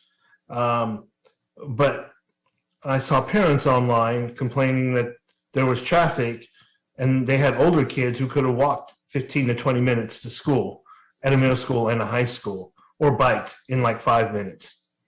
And I feel like something like .4 is not necessarily explicit enough to encourage bicycle use or multimodal or other forms. And I'm wondering if we can make that much stronger, because we're a relatively flat city with some wide roads that we can make bicycling a priority. And I'm wondering if we could build that into this sort of climate change element. And I don't know if it particularly goes here, but I think we start to put that in as a policy to encourage that. I mean, I wouldn't mind seeing us be one of the more bike-friendly cities out there, and to really, be, completely opposite of what a car would be. And I think we can do that, but I just don't see us using that in any of the policies and languages we are, and it's not explicit enough. Those are my comments. Councilmember Orr, we do have a bicycle and pedestrian master plan that does get into more detail on location and design of different ped and bike facilities throughout town. And so that too can help augment what might be here in the land use element. Yeah, this document seems much stronger than that one, and I'm hoping we can probably make this a little bit more explicit. That's all my comments. Thank you. Thank you. Anybody else want to comment? Well, this is the public hearing, so I will open public hearing at this time. Have we received comments from the public on this matter? We have, Mayor Garcia, we've received comments, written comments from Kathy Davis, Andrea Hedemark, Sharon Robinson, and Jason Kishinev. I do see 3 hands raised at this time. I have Chris James. Go ahead, Chris. Hi, can you hear me? Yes, we can. Go ahead, please. Great. Yeah, it's exciting to see this thing moving forward so quickly. I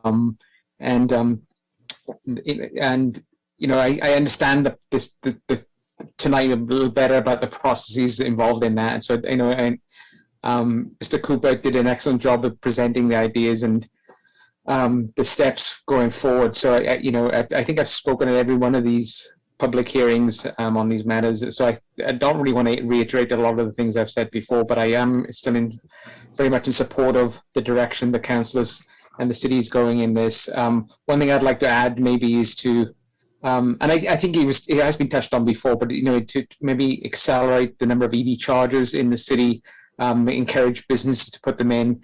I know that a lot of businesses are complaining that they don't have enough business like that for dining, etc. If there was more car chargers, people would stop and shop and dine more in the city with electric cars, and that's the future as it is right now.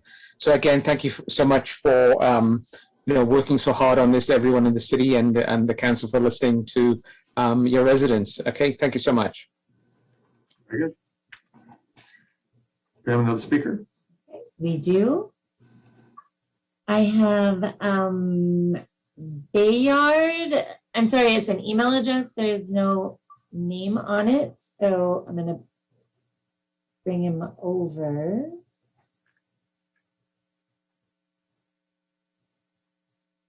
Hello? Yes, hello. Oh, good evening. Good evening. Yes, my name is Bayard Fox. I'm a resident of Napa County and also a member of Napa Climate Now.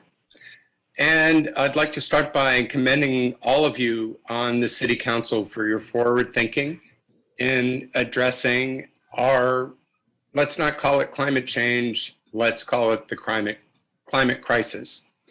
I'd also like to commend the Planning Commission that's been very forward-thinking and open to new ideas and addressing this subject in a broader application. And as well, as you all know, city staff have done an outstanding job. Brent, thank you for a cohesive presentation. Our attention was initially brought to this subject because of the gas station proposals. And that was also an item that was brought to our attention by some of your high school students that are very much involved in the climate crisis. Returning back to that, the climate crisis, I don't know if any of you have had the opportunity to read the International Panel on Climate Change, their most recent study that was released in the last 2 months. But it appears that all the evidence of flooding, fires, many other things that we've read in the news, this means that the slow-moving bureaucracy that we're all accustomed to is not something that we can accept. And this is why we're strongly promoting a change in the general plan. One of the other issues that was brought up was idling vehicular transportation. Now, idling only contributes to 5% of greenhouse emissions, but whatever we can do to address that, that's an improvement. And one of those issues is drive-through windows in restaurants. There should be a full moratorium to any development of any further drive-through windows to restaurants. And I would enjoin you also to place a moratorium on drive-through windows in existing restaurants. We've all lived through COVID for the last 18 plus months, and we're well aware that curbside service can provide people with their food. They don't need to sit idling in a window. Again, thank you for your participation in the Climate Action Proclamation, but we're looking forward to further applications.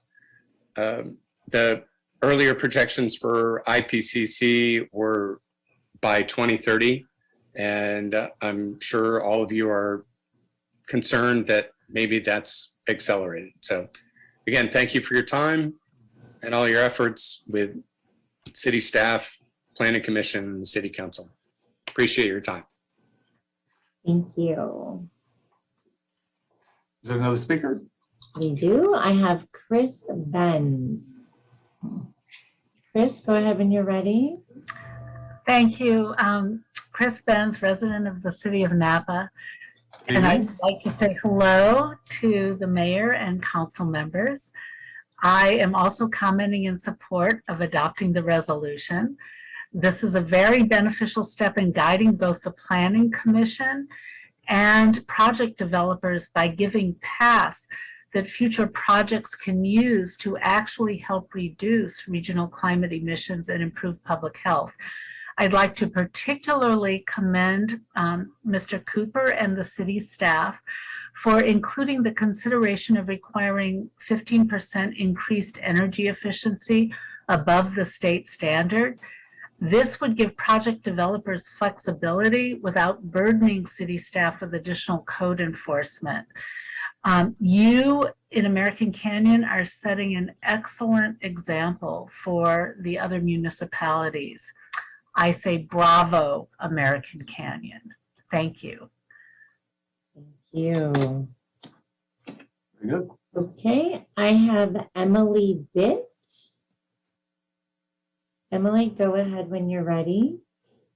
Hi, everybody. So my Good name is evening. Emily Bitt. I'm a current senior at American Canyon High School, speaking on behalf of Napa Schools for Climate Action. And recently I was asked to take part in a video for the American Canyon Community and Parks Foundation in efforts to help their newest Fund in Need project.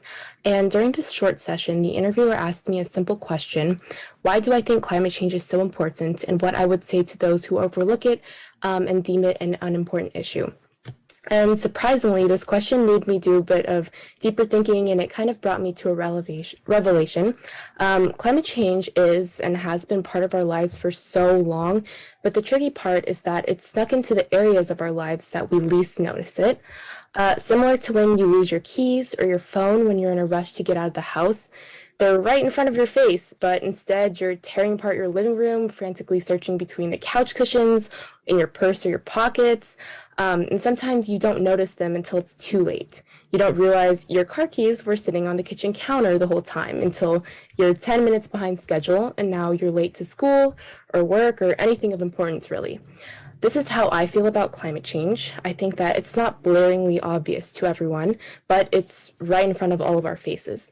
Attending school in person this year, I'll be freezing cold one day, but the next it's scorching hot. And my friends and I will often look at each other and make a joke about how climate change is ruining our lives. But when you really think about it, is that really just a joke? How much of this weather fluctuation can actually be traced back to climate change?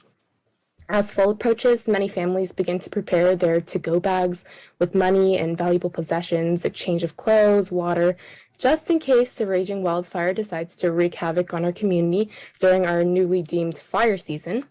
And in the past few weeks, I was a little bit shocked. I heard a junior on campus telling her friends, "I wish we would have another power shutoff or lockdown or something. I have a test on Friday." These are practices that we've normalized and we've become accustomed to without thinking about how or why we've gotten here. This is why climate action is so important to me and to my peers, because we really can't forget how we've gotten to this point. We have an opportunity to turn the tide and to take steps in the right direction, and this first starts with acknowledging the climate change in our general plan so we can start making progress. Maybe you showed up late to that one meeting one day because you couldn't find your phone on time, but climate change is right here, right now, and we're asking that you make the decision to put us first and address it before it does become too late. If possible, I'd like to pass this off to Elisa Koresh. Thank you so much for your time. Good. Next speaker. Okay, thank you, Emily.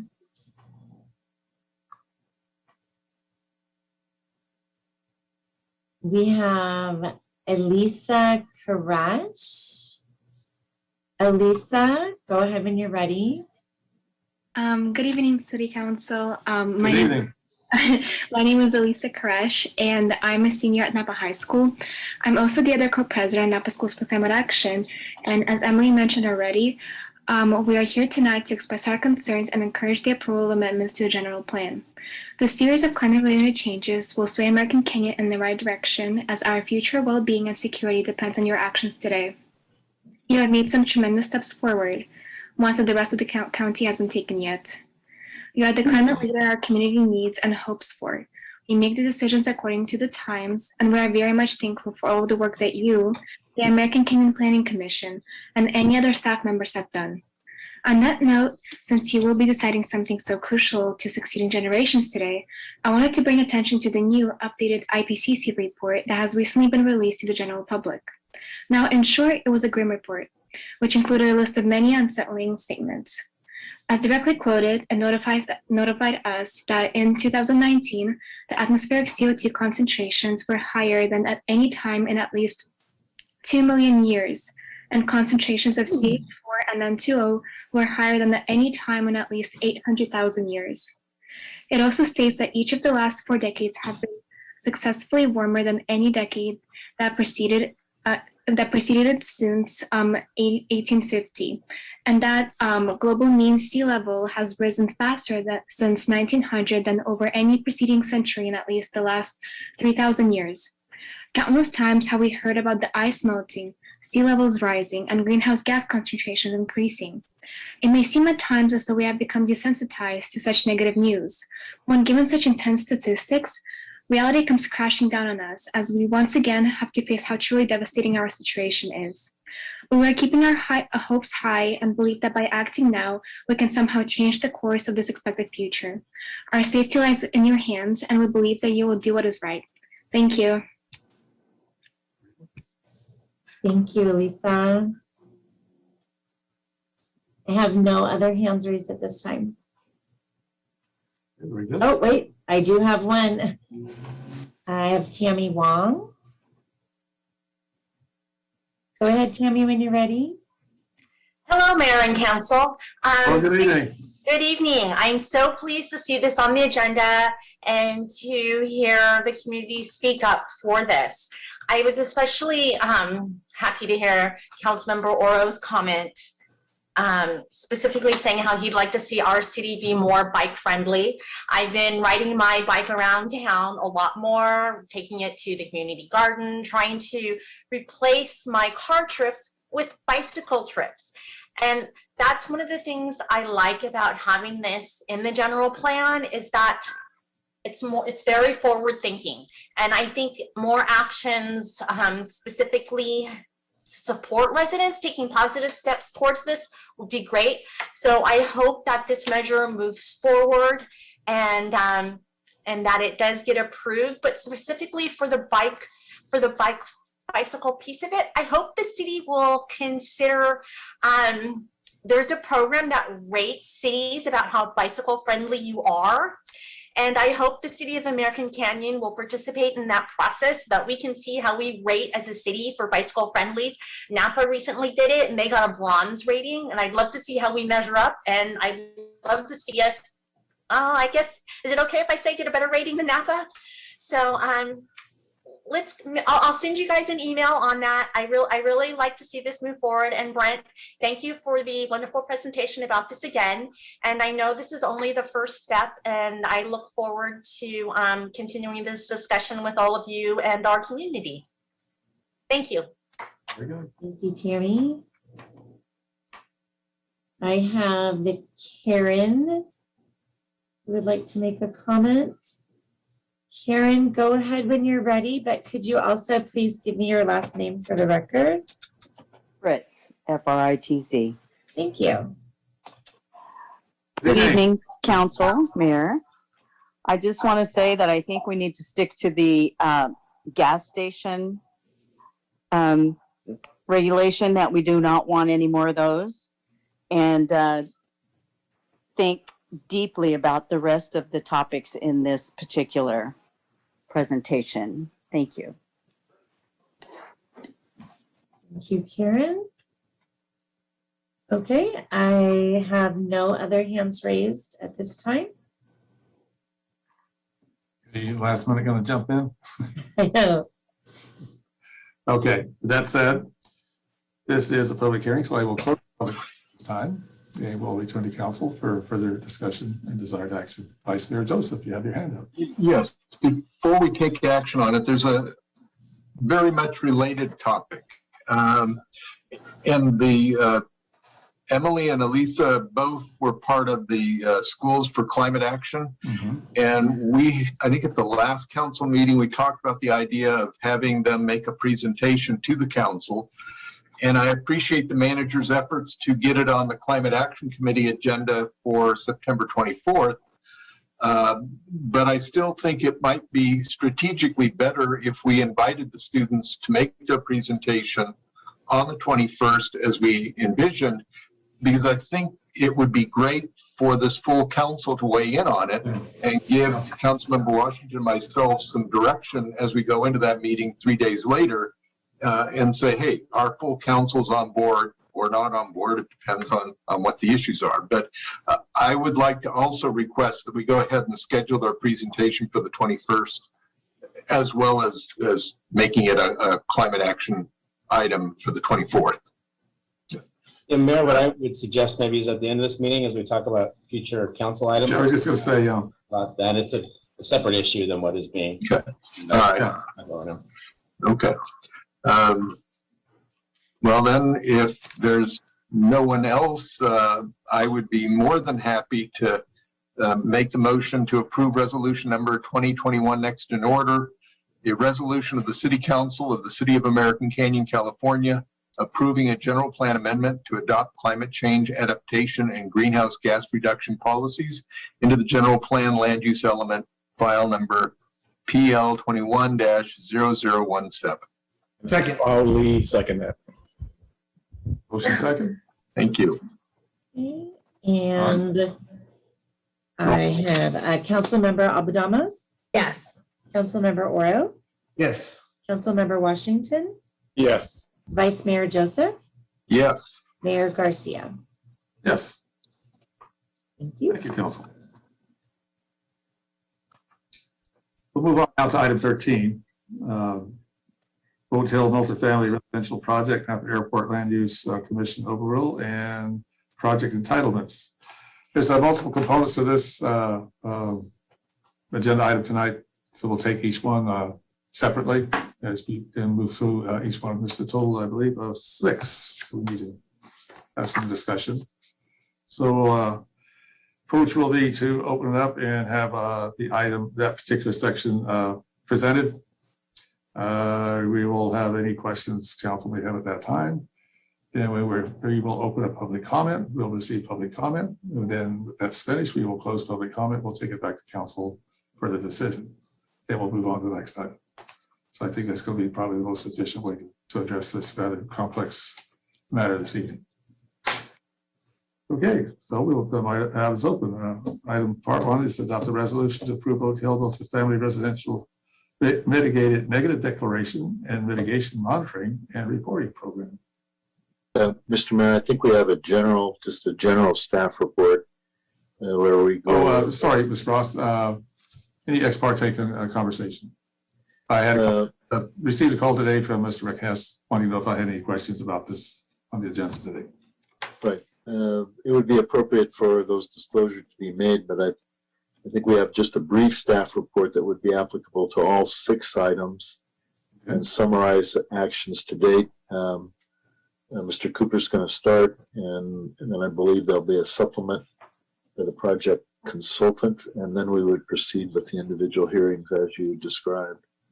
Okay. So Brent, I think you're first. Thank you, Mayor and council members. Had you finished the ex parte communication disclosures? I think, why don't we go through and establish that for all 6 of the actions? The mayor's commented on his ex parte disclosures. Are there other disclosures that other council members wish to note for the record at this time? I've had no recent conversations with anybody involved. I think I might have touched base with Mr. Hess briefly, but just really understanding, if I had questions about the project. I've had conversations with Mr. Rick Hess on a number of occasions and over some 10 or 15 years, but specifically today on the status of the report. In addition, I had a conversation with Supervisor Brad Wagenknecht regarding the possibility of trying to work something out over the Airport Land Use Commission, which not sure that will come to fruition, but did have that discussion. I'll go next. I actually had a similar conversation with Supervisor Pedroza. Like you said, I'm not sure if anything will come of it, but at least I tried. I also spoke with Mr. Hess earlier this week, and he provided me information about his project and about the airport land use compatibility plan. Yeah, for me, I spoke with Mr. Hess as well, but it's been about 2 weeks now, but nothing specifically. He hasn't reached out to me this week.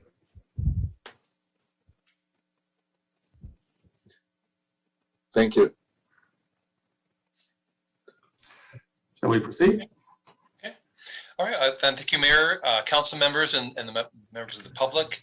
I have a very brief project overview, and as the city attorney had mentioned, we have a supplement from the applicant and their experts on some of the Airport Land Use Commission issues. So with that, I'll share my screen and just share with you a bit about the project. Okay. We call the Oat Hill Multifamily Residential Project. It's on the eastern side of Oat Hill on 2 parcels. And it's on the south side of Napa Junction Road at the top of the hill, and a second pad a little lower, parcel B on the lower side. So as the mayor had mentioned, there's technically 6 actions. We have the mitigated negative declaration for environmental review consistent with the California Environmental Quality Act. And then there is a resolution. The City Council at a previous meeting in July had expressed an intent to overrule the Airport Land Use Commission determination, and there's been additional research on the matter, and we have a resolution available in the packet to formally overrule the Airport Land Use Commission determination. More information on that a little later in the presentation. And then 3 and 4 are actually each of them 2 actions. We have a general plan amendment for parcel A and a separate one for parcel B, and then first reading of the zoning code amendments for parcel A and B. So that's extensive, although you might feel a little better. The Planning Commission reviewed all of these, as well as the design permits and maps, which is coming to you later, all in one meeting. So they really get the Heroes Award for possibly the biggest agenda packet on a single item in the history of the city. So hope that makes you feel better.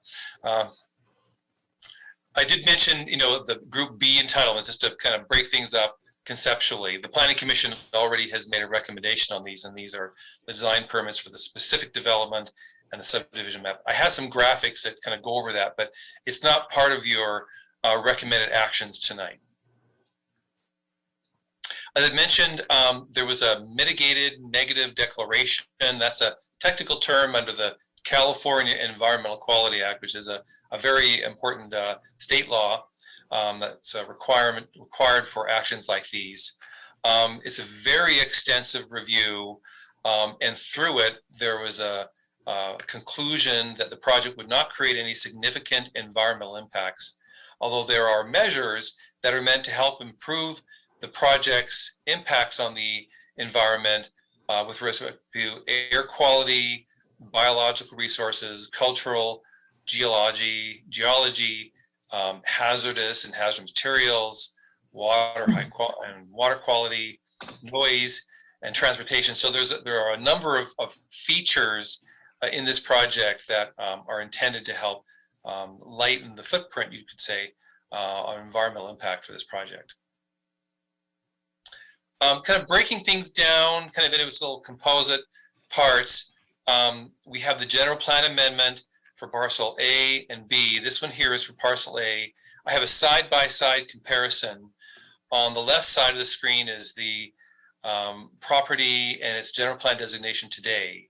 It has actually split in 2 different designations today. We have industrial with a specialty commercial overlay in the upper reaches, and then estate residential for the lower parts of it. And the proposal here would be to have all of the parcel kind of is shown here in high density residential. The zoning very closely tracks the general plan designations. There's very little difference. The locations of the designations are the same under the general plan as the zoning for consistency. But the difference is, in this case, the zoning refers to this as light industrial. Under the general plan designation for industrial, we have light industrial and general industrial. This is light industrial. So that would change from light industrial with a specialty commercial overlay and estate residential to high density. Taking a look at parcel B, it's the lower parcel, and all of it today is estate density residential. That's 1 unit per acre for residential, and that would be changed to medium density residential. And then, not surprising, the zoning kind of tracks really 1 for 1 with the general plan. Estate density residential zoning for medium density residential zoning. Just to kind of give you a sense, this is again the upper parcel in A. The way it's laid out, there are 13 three-story apartment buildings that are proposed, and there's 206 units in the upper portion. And then in the lower portion, there are 5 buildings with 85 units. Both the lower and the upper portions have their own recreation building and recreation facilities. So it's kind of nice in that sense. But that's just to give you a sense of kind of how the general plan and the zoning would lay out in a sort of a real world idea. One of the long-standing goals for the Oat Hill, particularly the upper portions, and that speaks to the specialty commercial overlay, is just the views from there are just spectacular. I know we talked about it in a previous meeting, and I had photographs and the like of what it looks like from up there. And so there's been a long recognition that this property is very special because it provides such great views.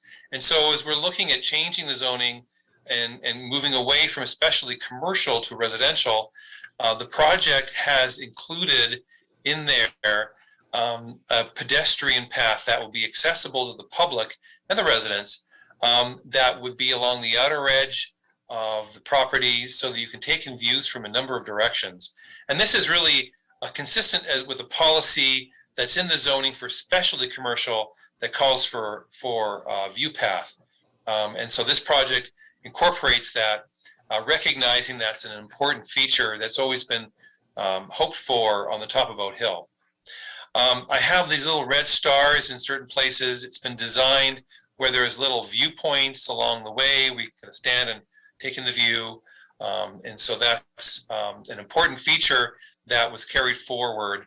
I know that views and the use of them, access to it, was a very important feature when the City Council adopted a resolution to encourage residential uses up on Oat Hill. And so that portion, the public portion in particular, has been included in the project. Oh, I have some pictures anyway. So here's a view from the southeast, kind of going south to north, and then towards the east, you can see the Newell open space. And then the northwest view, you're looking up towards some of the vineyards, and somewhere in that picture, you'll get to see the city's water treatment plant, which is, if you're an infrastructure geek, it's a wonderful view. Like hills and vineyards, it's also good there too. I just wanted to give you just a preview of the architecture. Once again, that's not what's being discussed tonight, but I figured that you and the folks at home might be interested in just seeing. It's a modern farmhouse style, very consistent with what was envisioned for the Broadway District Plan. This isn't in the Broadway plan, but it's adjacent to it. So it's kind of nice to carry some of that, those ideas forward. And we'll, should the council approve these entitlements, we'll bring this back to you at a subsequent meeting and we can get in a little more detail. I'd mentioned that this project is subject to the airport land use plan. In fact, all of the project is, as well as other areas south of that, is subject to the airport land use plan. There is proposed an navigation easement on all of this property that would acknowledge that there are, excuse me, planes that fly overhead. The issue that is more controversial is the proposal for 51 of these multifamily units in Airport Zone D. Kind of this offset yellow picture here, but those are the buildings that are in this Airport Zone D, and we do have experts that can talk more specifically about them being there and what that means for public safety and the like. And with that, I'm glad to answer any questions you have. Thank you for the presentation. I think we does repeat some information we have received in the past. I think I like the way this is moving forward. Certainly, it takes an asset we have for that project that cannot be replicated, and that's the view shed. And I think that will be a very attractive feature for them. Vice Mayor Joseph. for him. Yeah, so a quick question, Brand. If you can go back a couple of slides to the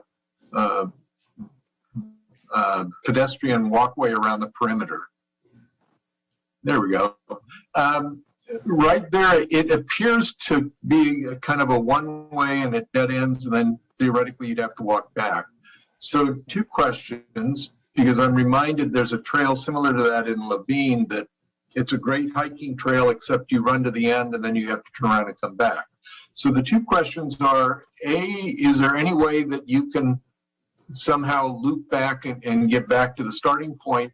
Or B, is there a way that there could be a trail that goes down the hill towards the wetlands so that you have, some continuity in the trail so that there, it's a more robust experience in walking? Thank you, Vice Mayor Joseph. There was a very good discussion on this trail and some of those other possibilities with the Open Space Advisory Committee in March. And as we're updating our general plan, certainly looking at this opportunity connecting with a trail that leads down in the direction of the wetlands. If you were to, it's not obviously shown on here, but as you travel to the left of the hill and keep going, it'll connect with our River to Ridge Trail that's planned along the north side of Eucalyptus. So having some logical path down the topography to that would be a really nice feature, particularly for this neighborhood.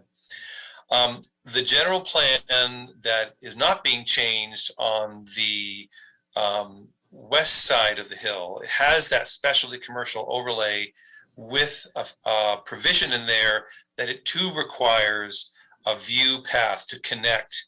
So this particular path conceptually could be extended perhaps a little further to connect to a future path somewhere on the neighboring property in the future. I think that's a wonderful objective to get that whole 360 view that you can get from Oak Hill.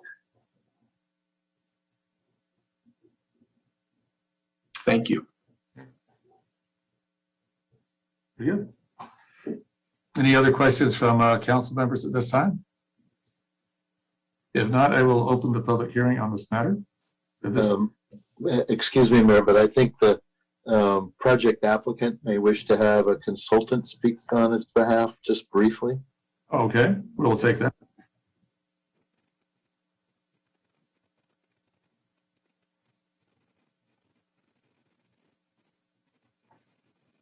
That'll be part of public comment? Yes. Okay. Sorry, I'm bringing over Rick Hess. And there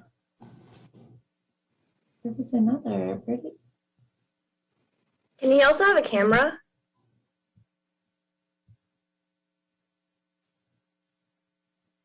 Can you hear me? Yes. Yes, we can. Good evening. We can't see you yet.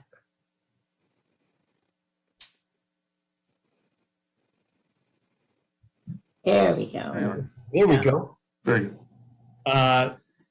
Yes, Rick Hess, 3423 Broadway, Suite D5, American Canyon.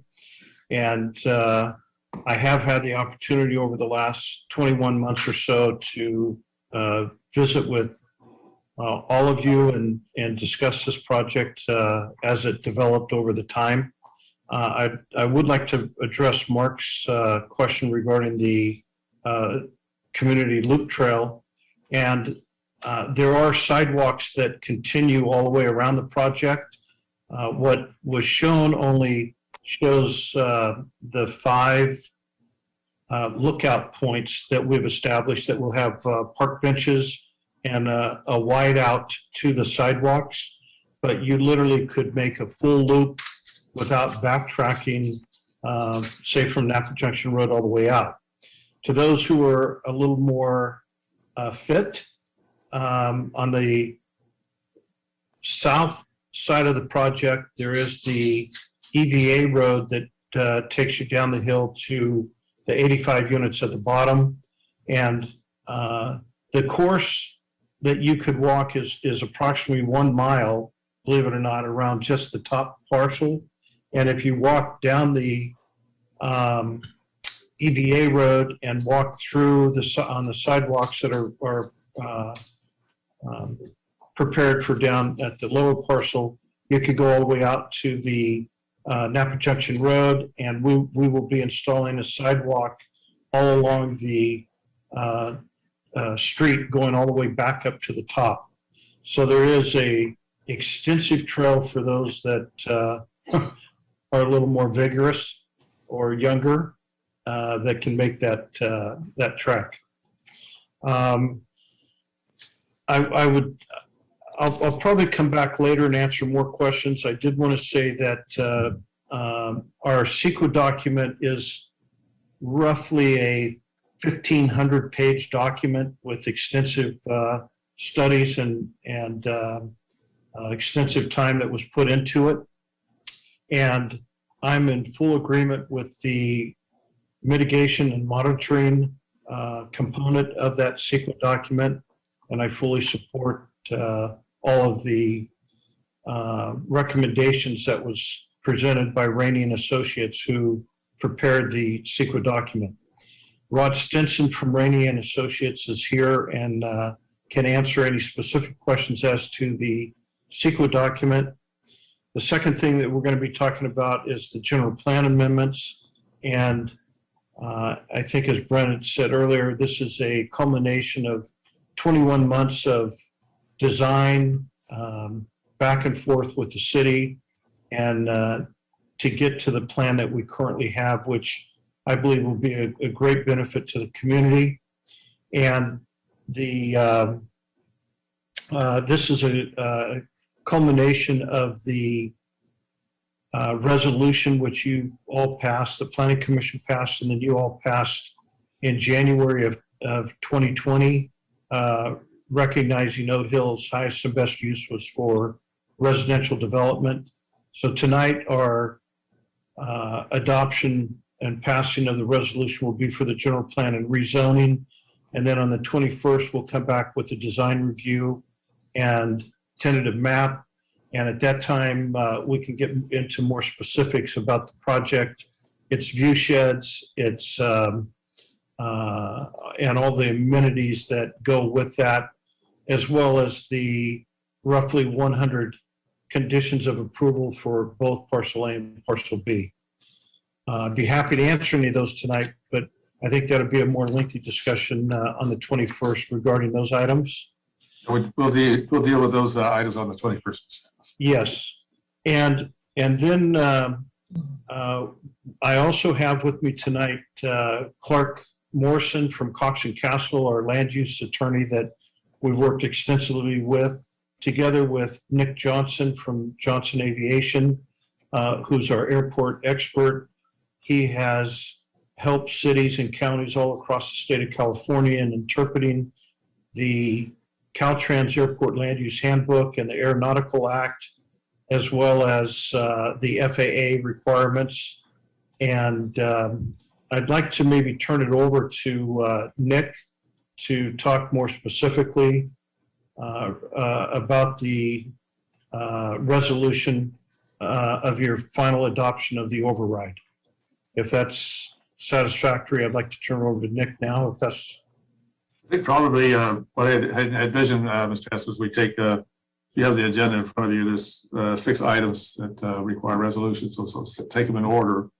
There is one with the, see where do we come up with the airport? Yes.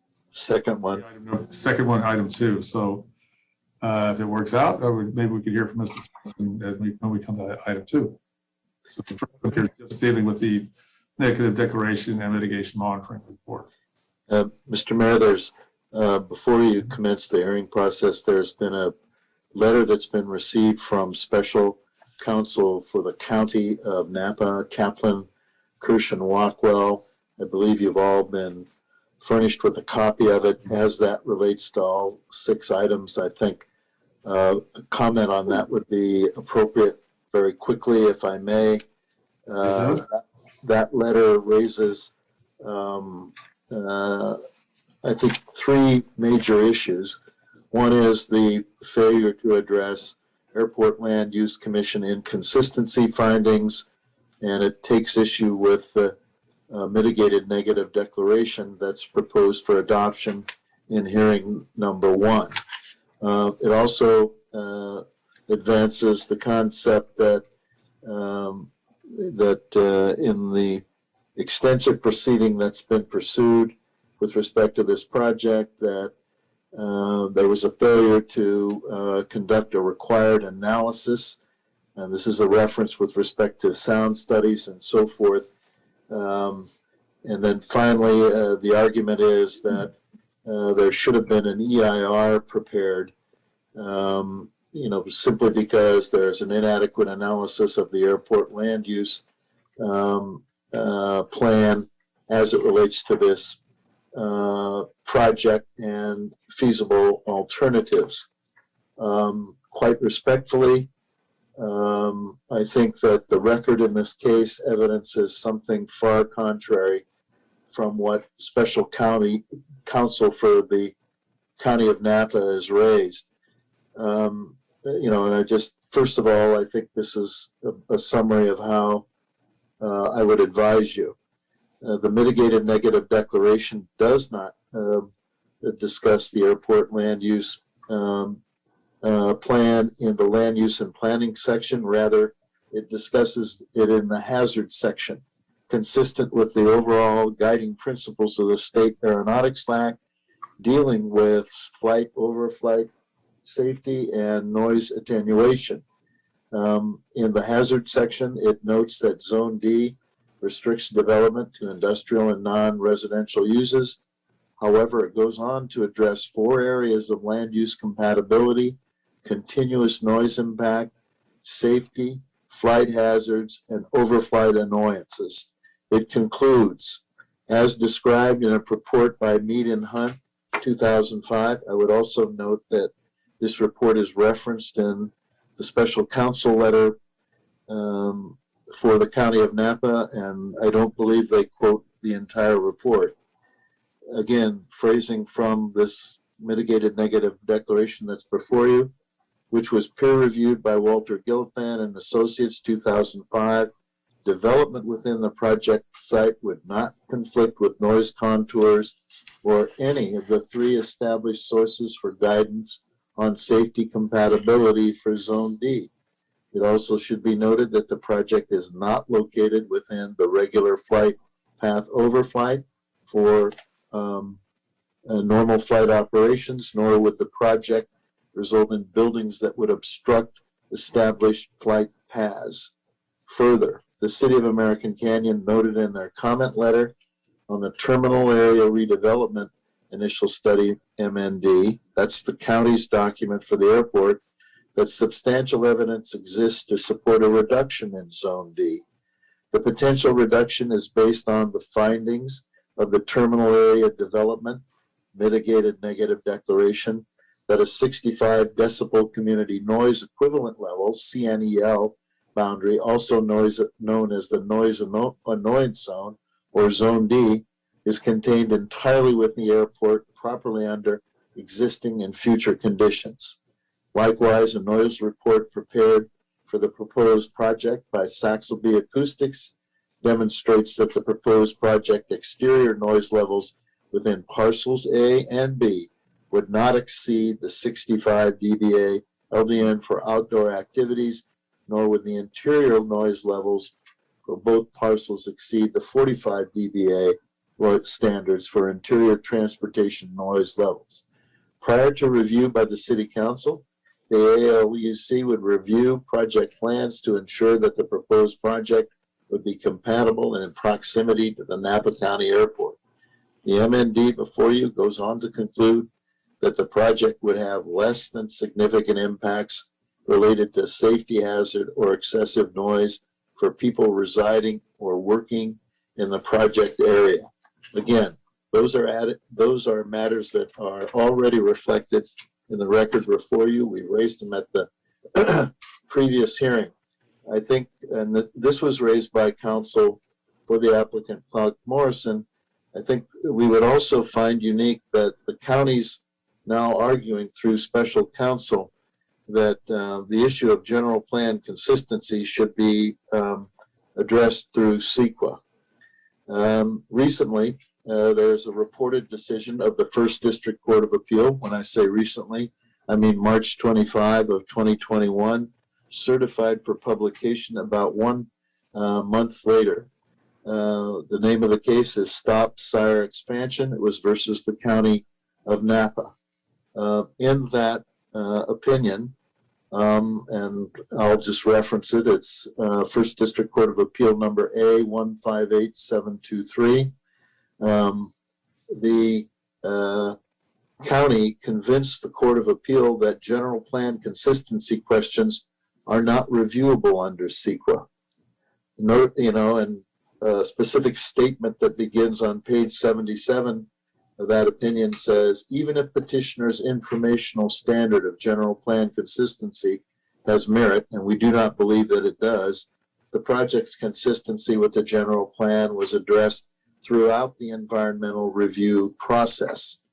Quite respectively, like we have raised continuously in the record, the same standard for overflight noise safety that was adopted in the county's flight-based operation environmental study should be the same standards that are applicable here.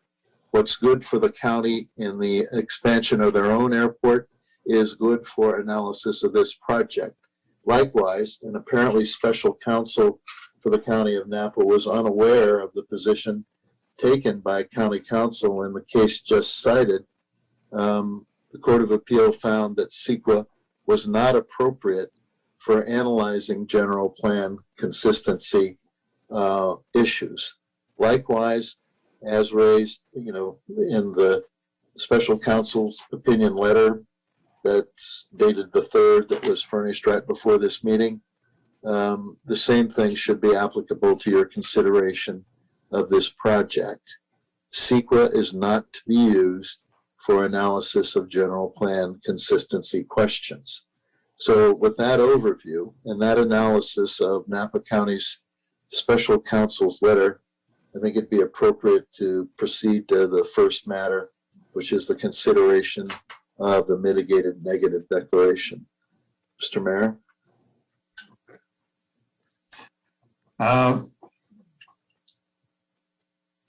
We have opened the public comment on this matter, so that we receive any public comment on this approve the Oak Hill mitigated negative declaration and mitigated monitoring and reporting program. Have we received any comment? Okay, so we have received public comments for the item. They're not broken down to which resolution, so I'll just announce them. We have Matthew Adams from Kaplan Kirsch Rockwell and Valerie Zizak Mores from the Chamber of Commerce. Those are the written comments received. Okay. I do have one comment with hand raised in the attendees, and that is Barry Christian. And Barry, whenever you're ready. Okay, thank you. I assume you can hear me okay? Yes, we can. You're right now, the matter we're going to be discussing, if you want to comment on it, is the mitigated negative declaration and mitigated monitoring, mitigation monitoring and reporting program. If you wish to comment on that, this would be the appropriate time. Yeah, thank you. Basically, I have a question, and I'm not sure what resolution it applies to, but it has to do with Councilmember Mark Joseph's comment and question about the loop trail. And I was at the Open Space Committee meeting where Mr. Hess presented, and Mr. Hess was very gracious, and I appreciate including the public trail in the project. I think that's more under design review, is it? And my question is,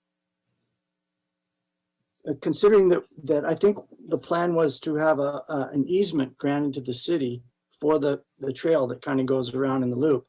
My question is, if we do extend it at some point to the southwest, to run down to the River to Ridge Trail. I noticed the trail ended before it got to the property boundary. And I wouldn't ask the developer to have to build a trail all the way to the property boundary, but I want to make sure that nothing you do tonight would preclude the city from having the right of way to complete that connection with the other properties. In other words, an easement that extends to that property line to the southwest, so that when the time comes, those other properties get developed, we can ask those developers to run the trail to where Mr. Hess's property begins, so that there'll be a complete connection. And if that's part of this resolution, then so be it. Otherwise, I'd raise it at a different point. Thank you. Mr. Mayor, the matters before you are the environmental certification of the project, which includes the project override, and then 2 general plan amendments for parcels A and B, and then consistent zoning provisions as explained by Brent. Brent also mentioned that on the 21st, both design review and the tentative map considerations, keeping in mind the purposes of the Subdivision Map Act are for design and improvement. That's when that issue would be appropriate to be addressed. It'll be appropriate on the next meeting when that matter's raised. Right.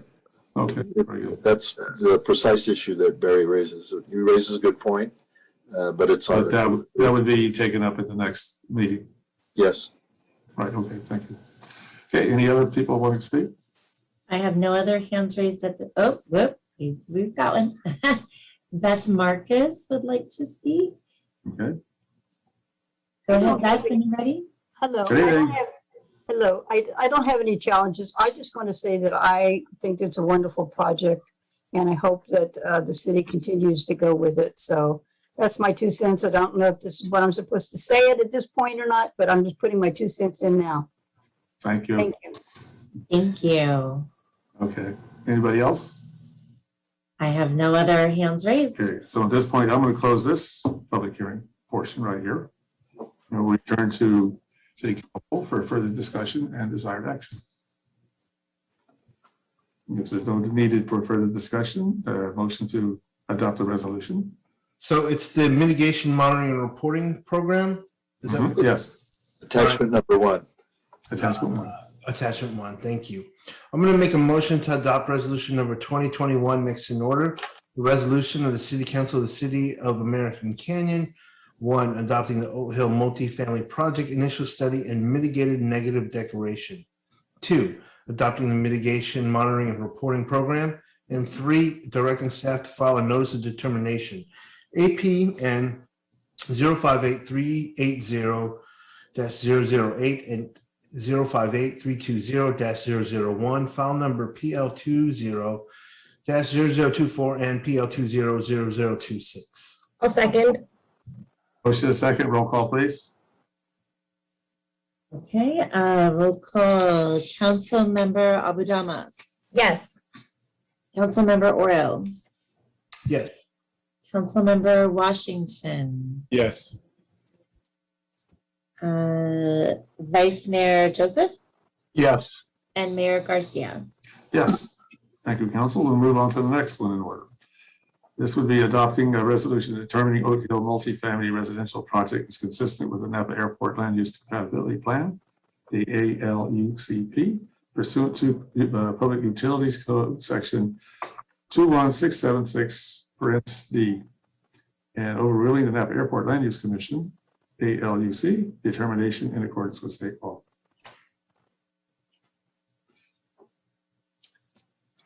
We're doing that now? Yes. Oh, so we done all the comments for that? I thought we were taking these in segments. No, I just want to know if the council has any questions or at this point around this matter, then I'll open public hearing. Yeah, before I make this motion, there's a similar. We should have a public hearing if there's no questions. Oh, no questions. Yeah, you want a public hearing? Vice Mayor Joseph, question? I'll make some comments after the public hearing, just on this issue in general. All right, very good. So I will, if there is no questions at this time from council, I will open the public hearing on this matter.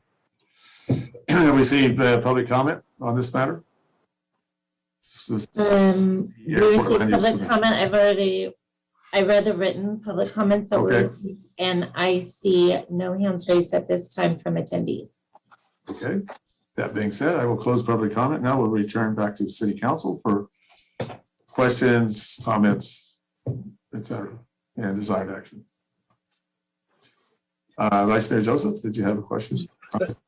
Yes, I mean, to be honest, I am not a big fan of overriding the Airport Land Use Commission as a matter of principle, but what I've been impressed in all the evidence that's been provided is, number one, that the 1999 plan hasn't been updated, obviously, in over 20 years. And there's been some major revisions in the Caltrans package.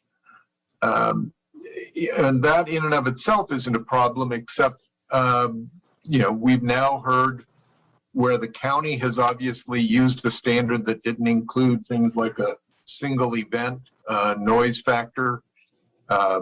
We've seen that from 2005 forward, there hasn't been any kind of safety issues or noise issues. The FAA has finally come forward and said there's no safety concerns from their perspective. And I'm discouraged that the Airport Land Use Commission's response seems to be, frankly, that they aren't providing any evidence that says these boundaries made sense, that they're relying instead on the fact that they have the authority to be more stringent than state standards. And although I can certainly agree with that concept, it seems like you've got to offer some basis for that. I mean, otherwise, you could just be more stringent because you want to be a bully. That certainly shouldn't be the standard. There ought to be something more compelling than we adopted these boundaries 20 years ago. And if I may go off on a tangent, there were some political issues that might have influenced their actions 20 years ago, but I won't necessarily go into that. So I just think the Airport Land Use Commission has an obligation to provide the rationale for those boundaries, more so than to say, well, they've been around for 20 years and we don't plan on changing them, and we have the discretion to be more stringent than perhaps can be justified. As it's applied to this project, as I mentioned to the developer today, the 3 buildings that are in Zone D, according to the Airport Land Use Commission, is somehow subject to noise or safety potentials and shouldn't be built. And yet the 6 buildings immediately adjacent to those 3 are in Zone E, and miraculously, there's no real problem with that. It defies common sense. It defies any rationale. Again, from my perspective, that project's either safe or not safe, but it's not half safe and half unsafe. So I think we've seen a preponderance of evidence to support overriding the Airport Land Use Commission's compatibility plan. And I guess I just wanted to make my point of view known. Well, thanks for that. I think I'll go back to the 2005. There was an initial project being proposed on the Hill. And the Zone D issue came up. So I do have a copy of that report somewhere. I can't recall if it was the developer putting it together. I think it probably was. And it goes great detail of all the issues that we're talking about right now, very similar to that. And it says, well, there's no problem with the safety issue. They didn't find anything with that. And all the issues that were raised, no problem, no problem. But at the end, the last sentence was very interesting. We recommend you not build. So there's no problem. We just don't want you to build.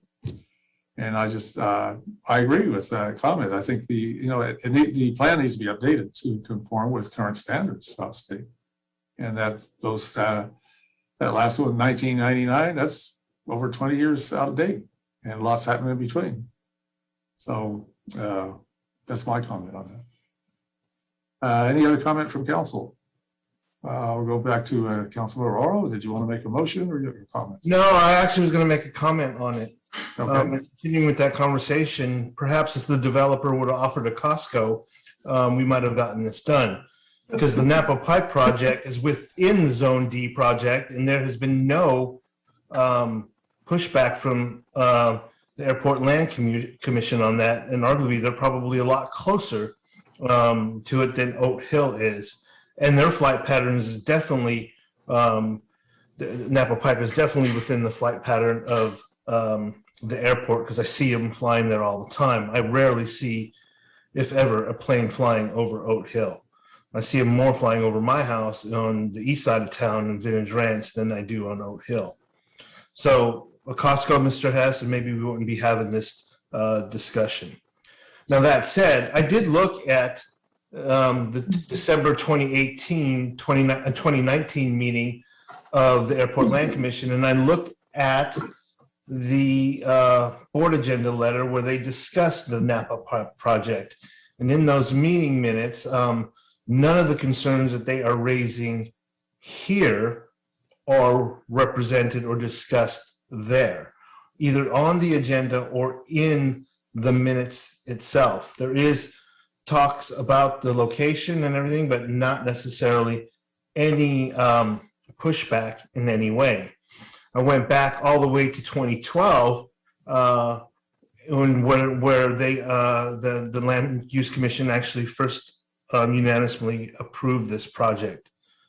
It's awfully curious that they can approve the Napa Pipe project, but they cannot approve an Oat Hill project of just 50 homes, and there's so much more on the Napa Pipe side with direct flights. I don't know the real reason.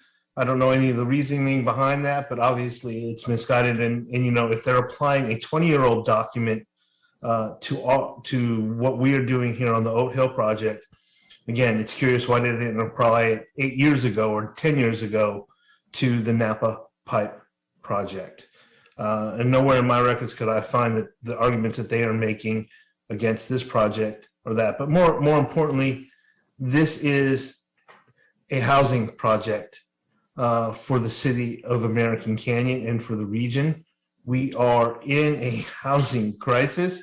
We need to build more homes, and to acquiesce to outdated Airport Land Use Commission policies, as Mr. Joseph was stating, just doesn't seem like we should be doing that just to stop 50 homes from being built that are going to go to residents in this county. It should be fully supported. Thanks.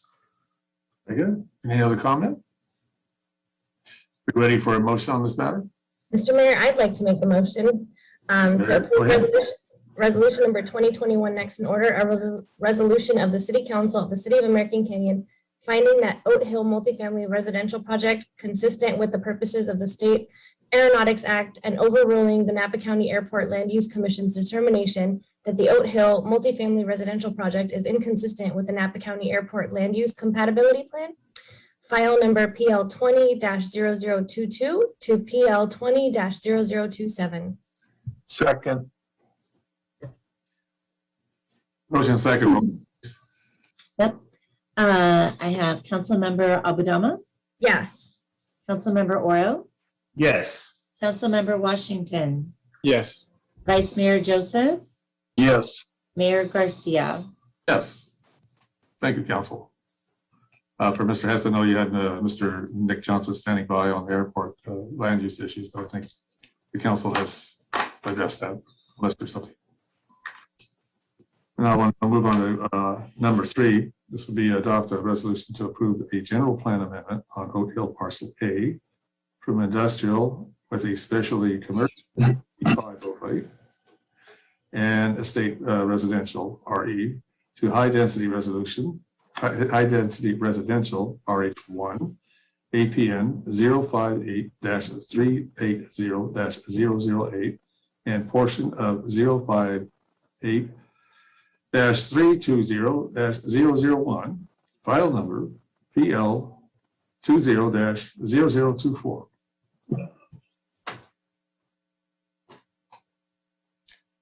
Mr. Mayor, Council, on this one, there's a slightly revised resolution that corrected some provisions. That's it's the same title, but it's slightly revised to reflect consistency throughout the document. Okay. So any discussion on this matter, Council, before I open public hearing? And that was those parcel maps that indicated earlier what land use was, and now they've changed that That was earlier in the presentation, just for visual impact. Then, council questions on this at this point, and I will open public hearing on it. Have we received any public comment on this? I have one attendee with hand raised. It's Justin Hamilton Hole. Okay. Go ahead, Justin, when you're ready. I am Ray. Hello, good evening. Thank you. It's gonna be very nice. I want to just say that it's many years that I live here in the town. There's nothing over there that's better. So it's gonna be very nice. So thank you, Brett Clifford, for doing this. Very good. Any else requesting to speak? I have no other speakers at this time. Okay. At this point, I will close public hearing on this issue. Return to council for further discussion, desired action.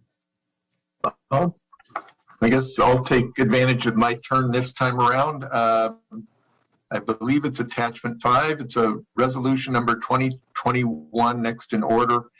A resolution of the City Council of the City Council of the of the City of American Canyon approving a general plan amendment to designate a vacant 13.6 acre parcel A on the east side of Oat Hill, south of Napa Junction Road, from light industrial with specialty commercial overlay CS and estate residential RE to high density residential RH1.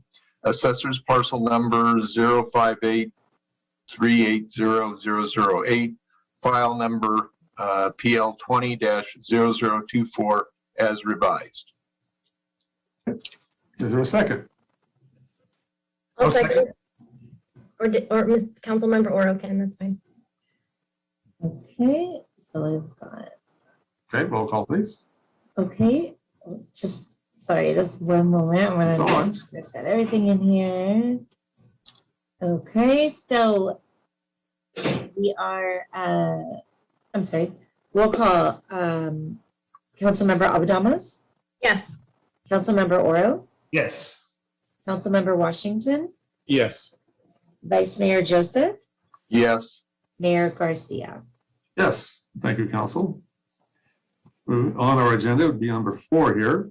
And this would be adopt a resolution to approve general plan amendment to redesignate Oat Hill Parcel B from estate density residential to medium density residential, portion APN 058-320-001, file number PL 20-0026.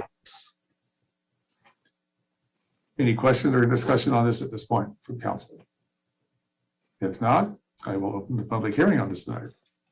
Have we heard any public comment on this? There are no hands raised at this time. All right. That being said, I will close public hearing on this particular item. Return to council for any further discussion and desired action. If there's no discussion needed, a motion to adopt a resolution affecting this is in order. I'll make a motion that we adopt resolution number 2021 next in order, a resolution of the City Council of the City of American Canyon approving a general plan amendment to designate a vacant 7.2 acre parcel B on the east side of Oat Hill, south of Napa Junction Road, from estate residential RE to medium density residential RM. Assessors parcel number 058-320-001, file number PL 20-0026. I'll second. Motion second, roll call. Councilmember Abadamos, Yes. Councilmember Oro, Yes. Councilmember Washington, Yes. Vice Mayor Joseph, Yes. Mayor Garcia. Yes, we'll move on now to our agenda, number 5 under this topic. Waive a reading, read by title only, and introduce an ordinance to rezone Oak Hill A from light industrial with especially commercial LI:CS overlay and estate residential RE to high-density residential APN 058-380-008, portion of 058-320-001. File number PL 20-0024.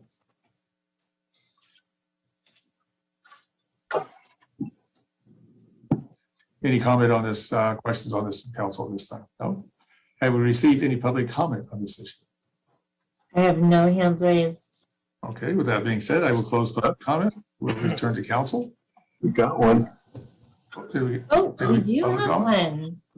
Oh, breaks. We'll back up. We back, are we okay to go? I have Karen.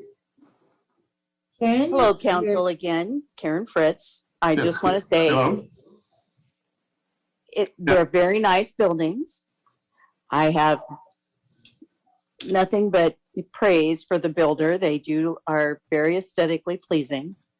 But getting back to climate change, you're also looking at 580 plus units. And I'm concerned about the impact on climate change. Those places will have at least one vehicle, I'm sure. Most of them will probably have two. I just think these things need to be taken into consideration at this time. Thank you. Very good. You? Okay, was there any other public comment on this? No other hands at this time. All right, I'll go at it again. We have a motion that's been moved and seconded. Roll call, please. No. We did, I don't have a motion or a second. Oh, well, is there a motion then? I'm sorry. Mr. Mayor, I have a comment first. Okay, Really quickly, just responding to Karen, I actually think this will help climate change because we're bringing people closer to their work. A lot of the traffic that we have is commuter traffic of people trying to get to their places of employment up Valley and driving through American Canyon. So it'll make their commute shorter. Furthermore, it's close to shopping, so it'll encourage people to walk to shopping. We have that,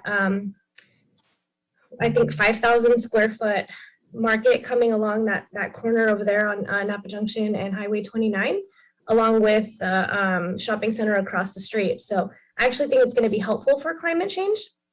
But that was a great comment that you made. Thank you.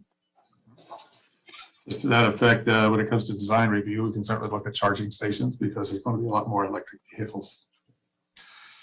Okay. That being said, roll call, please. We still need a motion. You know, Any I'll just go motion? ahead and make the motion. We're talking Thank about you. the ordinance now, right? Yes. I'd like to move ordinance number 2021 next in order, an ordinance of the City Council of the City of American Canyon, California, approving a change to the zoning map to designate a vacant 13.6 acre parcel on the east side of Oat Hill, south of Napa Junction Road, parcel A, from light industrial with specialty commercial overlay and estate residential to high density residential RH1. Assessors parcel number 058-380-008 and file number PL 20-0024. I'll second. Motion second, roll call, please. Okay, Councilmember Abu-Jamas, Yes. Councilmember Oro, Yes. Councilmember Washington, Yes. Vice Mayor Joseph, Yes. Mayor Garcia.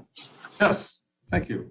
Thank you. Number 6 on our agenda on this item, it's the last one, waive second reading, read by title only, and introduce an ordinance to rezone Oat Hill parcel B from estate density residential to medium density residential, RM, portion of the APN 058-320-001, file number PL 20-0026. We received any public comment on this? I have no hands raised at this time. Very good. That being said, I will close public comment on this matter and return it to City Council for further discussion, desired action.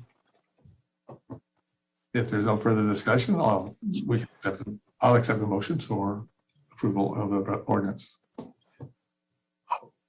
I'll make a motion that we do first reading of ordinance number 2021 next in ordinance an ordinance of the City Council of the City of American Canyon, California, approving a change to the zoning map to designate a vacant 7.2 acre parcel on the east side of Oat Hill, south of Napa Junction Road, Parcel B, from estate residential RE to medium density residential RM.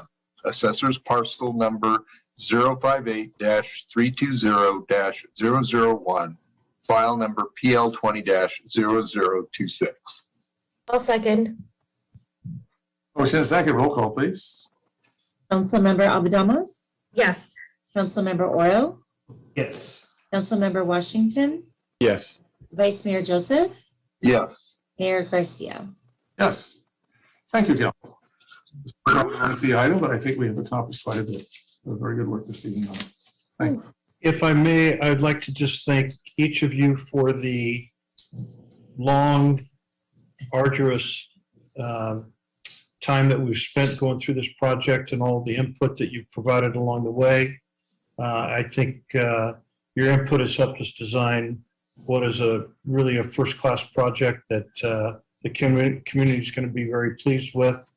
And I look forward to, in 2 weeks, going through our tentative map and design review. And I thank you for your support tonight. Well, Mr. Hess, I would say this is going to be one of those projects where as people go by and see it, there's going to be a question. How do I get one of those? Yeah, so very good. Good job. Thank you. Yeah, thank you. Thank you for your comment, Mr. Hess. Okay, we need to move on to our business item. I'm looking at time, so it's 9:45, so we have our 10 o'clock check-in time coming. We got at least 3 more future agenda items to discuss. So I would just point out, however we get to it, the item 17, the Voting League of California Cities, that conference is coming up. And we need to designate who's going to be. We need to have that done today. I think we're coming up Needs to to be the done today. deadline. Right, so we can take them in order. Corporate yard relocation and Eco Center is next up. Well, I think even though it's 9:45, I'd like to hear at least the Eco Center issue and the voting delegate. If push comes to shove, maybe the 5-year financial forecast can come back along with the ARPA $5 million discussion. And as far as committee reports, I'll say in advance, everything I've written covers, and I won't say anything else. You know what, Vice Mayor Joseph, same for me. It's all in the interest of time. I agree as well. Council's pleasure, take up corporate yard relocation and Eco Center. Not hearing no objection. Provide feedback and direction to the potential for the corporate yard relocation and Eco Center project. Thank you, Mayor and Council. Well, Teresa brings on Felix and some of the folks from NG. We'll just start by introducing this item. It's kind of a two-parter, and it really stems from desire to continue further efficiency efforts at 3 city locations, our Corporation Yard and our 2 treatment plants. We're wrapping up an initial project. We're actually going to be speaking at the California Cities Conference and the ICMA Conference later in October about our initial projects, but we have some additional ideas that would focus on some consolidation of staff and some efficiencies related to that operation, but also some technical efficiencies related to water use, treatment technology, and so forth. And the team at NG has been behind the scenes helping us with some different ideas on how we might improve some of those locations and some of their treatment efficiencies. So, with that natural question of, if we are able to move our the remaining operations that we have at the Corporation Yard to another location, the next natural question becomes, well, then what to do at that location? And that's where this idea for an Eco Center has sort of taken root. But before we get to that piece of it, wanted to turn over to Felix and the team at NG, and they can talk about some of these additional ideas we have for efficiency at our treatment locations in the courtyard. So take it away, Felix and NG. Thank you, Mr. Holly. Good evening, Mr. Mayor, members of the council and public. I have with me tonight Kelly Ferguson, the NG team, Luis Blabe, and Ravi Beskar. So we'll have be going through a presentation, and we would be happy to answer some questions at the end. So with that, I'm going to share my screen. And get rolling. So.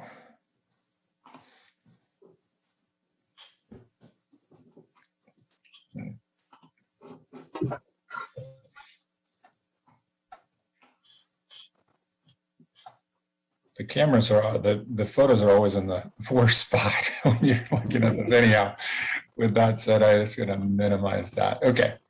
So Corporation Yard relocation and water reclamation facility and water treatment plant master planning. I'm going to also have a pointer here. So the going through the agenda tonight and these slides, we will have the introductions, which I do have the NG team, like I said, our city goals, Corp Yard relocation, possibilities for treatment process upgrades and energy savings at both locations, the WRF and the water treatment plant, budgetary pro forma, project benefits, and the next steps.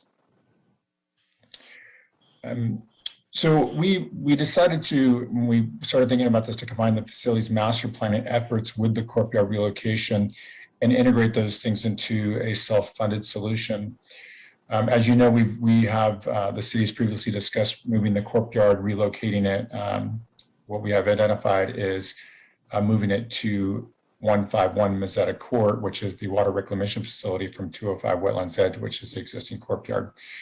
The upgrades, to expand capacity at the water reclamation facility and the water treatment plant.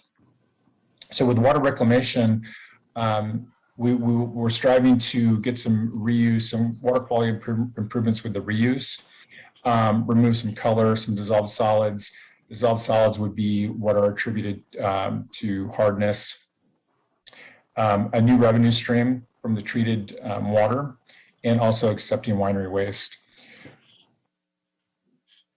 The water treatment plant, water infrastructure resiliency, protect the capacity with power, with these potential power upsets, water resource security, and water plant production improvements.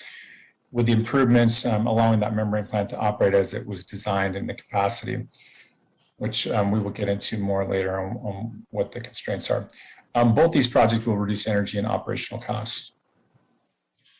Corp Yard relocation, just a photo here, getting into this. Phase 1A is the Corp Yard relocation to the water reclamation facility. What we have identified here is some existing areas where we can utilize vehicle city parking, which is roughly 7,000 square feet, staff parking, which would be under the existing solar array, temporary office trailers, roughly 1,500 square feet, heavy equipment laydown, and then a permanent shop. This is an existing facility it was just recently installed, and we can utilize that for parks equipment. These are some of the areas that I pointed out on the overhead. City vehicle parking. We would put drain rock in here, add some sub drains first, grade it out, put some drain rock. Plenty of room here. The square footages are equivalent or greater than what is existing at the Corp Yard, 205 Wetlands.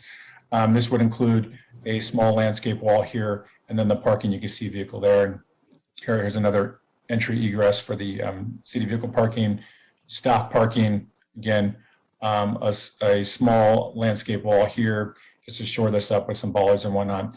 And then we would remove this sidewalk, put in asphalt, and have staff parking. Heavy equipment laydown area, again, just some photos to accompany the overhead. We have extensive space here at the water reclamation facility for equipment laydown. The existing shed for parks equipment, temporary office trailer here. I believe we identified a 24 by 60. We have a wall partitioning it into two sections, and it would also have two restrooms. which I think is important to note that the existing courtyard has 2 restrooms currently. Permanent shop location. Again, we would obviously recycle all of this used PVC, remove these Connex boxes, another wall, and here's an example of the type of block that we would consider using. Another small landscape wall, graded, and then the permanent facility constructed. When we get into phase 1B, now we start talking about the master planning component of the project in conjunction with the NG folks. These areas here against city vehicle parking, staff parking, permanent shop that we would hope would be constructed during phase 1B. We have some other locations that we have identified as shop space. Again, this would be heavy equipment laydown. The addition from 1B to 1A would be covered. So we'd like to get this covered so we have equipment that is not in direct sunlight and weathered. These locations here we've identified as potential for single-story offices. We could do 2-story as well, but we believe that a single story would be adequate at 4,000 square feet roughly. New membrane reactors. So in this phase 1B, we would expand the existing treatment trains, add 2 more treatment trains, and then we would utilize, this is currently used for biosolids storage. We would convert this to a winery waste area where we would have a form of pretreatment. These are the areas, potential permanent office spaces. I want to just point out to everyone that these pictures are very recent, and the grass is green and lush because we use recycled water on this grass, on this turf. So it takes the recycled water very well, and you can see the results there. So use recycled water. But anyhow, that's some locations we've identified for the offices. Shop 1 and Shop 2. They're just on the other side of this building. So this is the building. If we just flip over to that side, we would see this, Shop 1, Shop 2. I want to point out here is that the square footage of both of these combined it far exceeds what is currently jammed into the existing corporation yard. This is where the new membrane trains will go. This existing facility was designed for expansion, and this area was identified as that location. So we would be utilizing existing design to expand this train. The possibilities for treatment process upgrades and energy savings at both locations. The water reclamation facility. Some challenges that we have are some capacity constraints. Stress tests, as you may recall, we're currently doing another stress test through a consultant, but those preliminary tests indicated potential problems meeting effluent limits, which again, if you recall, we're currently going through another stress test to report a waste discharge update as well. Adequate instrumentation to monitor nitrification and denitrification. Those 2 functions will Ravi could get into those a little bit further. Mr. Beskar is the subject matter expert for NG or water and wastewater, and we can get a little bit further into that. But nitrification and denitrification are tied to the report of waste discharge permit and our permitting requirements. Currently, approximately 50% of the water is slated for reuse. That number can be increased. Further to the solutions is expand the capacity from 2.5 million gallons per day to 3.75 million gallons per day. We would accomplish that by adding 2 additional membrane trains. Some high efficiency blowers that are used in the process to address the nitrification and denitrification. 2 additional hybrid air scours. Those are to clean the membranes. Sensor-based dissolved oxygen control. What that allows the system to do is not to run the blowers only when they're needed. So it controls the blowers, runs it, operates them only when needed, and helps save energy. We would modify the middle basin to accept the high-strength waste, the winery waste, that is currently being used for biosolids retention. And then kind of a key thing here that I think is really neat is use the existing Mazzetta wastewater to generate hypochlorite. So hypochlorite is used for disinfection process. It would take those salts and we would generate our own sodium hypochlorite. Wow. And then we would modify the UV system to produce Title 22 water. Title 22 water is unrestricted reuse, a lot like we have now. But the current UV system is rather old. It's the original system. It was actually one of the first UV systems that was brought out in the country. Yeah. Now we're shifting to the water treatment plant upgrades, energy savings that we see could go there and process improvements. Some challenges that we have there are an imbalance in the water production between the conventional plant and the membrane plant, because essentially in the state of California also recognizes this, is that they see this as two separate systems. So even though combined capacity may be 4 million gallons per day or 3.5, it really depends on what's happening, but they just see it as totally two entirely different treatment trains. So this conventional plant, 2.2 million gallons per day, the membrane plant, 0.6 MGD. We need at least 4 million gallons per day for current needs. And the membrane plant, when we get into a little further, there are some operational things that we're suggesting that will increase that capacity, other than just expanding it. High water charges from Napa and Vallejo, which Mr. Bhaskar will be able to speak to later. High raw water turbidity. This is water that really we can't control the turbidity, and typically you wouldn't control it in surface water, but being that Barker Slough is and the location that it is, it just contributes to really high raw water turbidity. So water that's coming in, which contributes to the short membrane life. And we do have suspected plastic shards in the raw water. That's something that's it's out there in the industry where we see these microplastics, and we're seeing those in our membranes. And then we have high operating costs as well. Some of the proposed solutions are converting the existing conventional plant to a pretreatment unit for the membrane plant. That will help address these microplastics and these high turbidities, and really surface water is really quite variable with the environment. This will make the existing sand filters a mixed media filter. Just allows them to operate more efficiently and get higher removal of turbidity and debris and things of that nature. Integrating the chemical feed and control system in both the conventional plant and the membrane plant.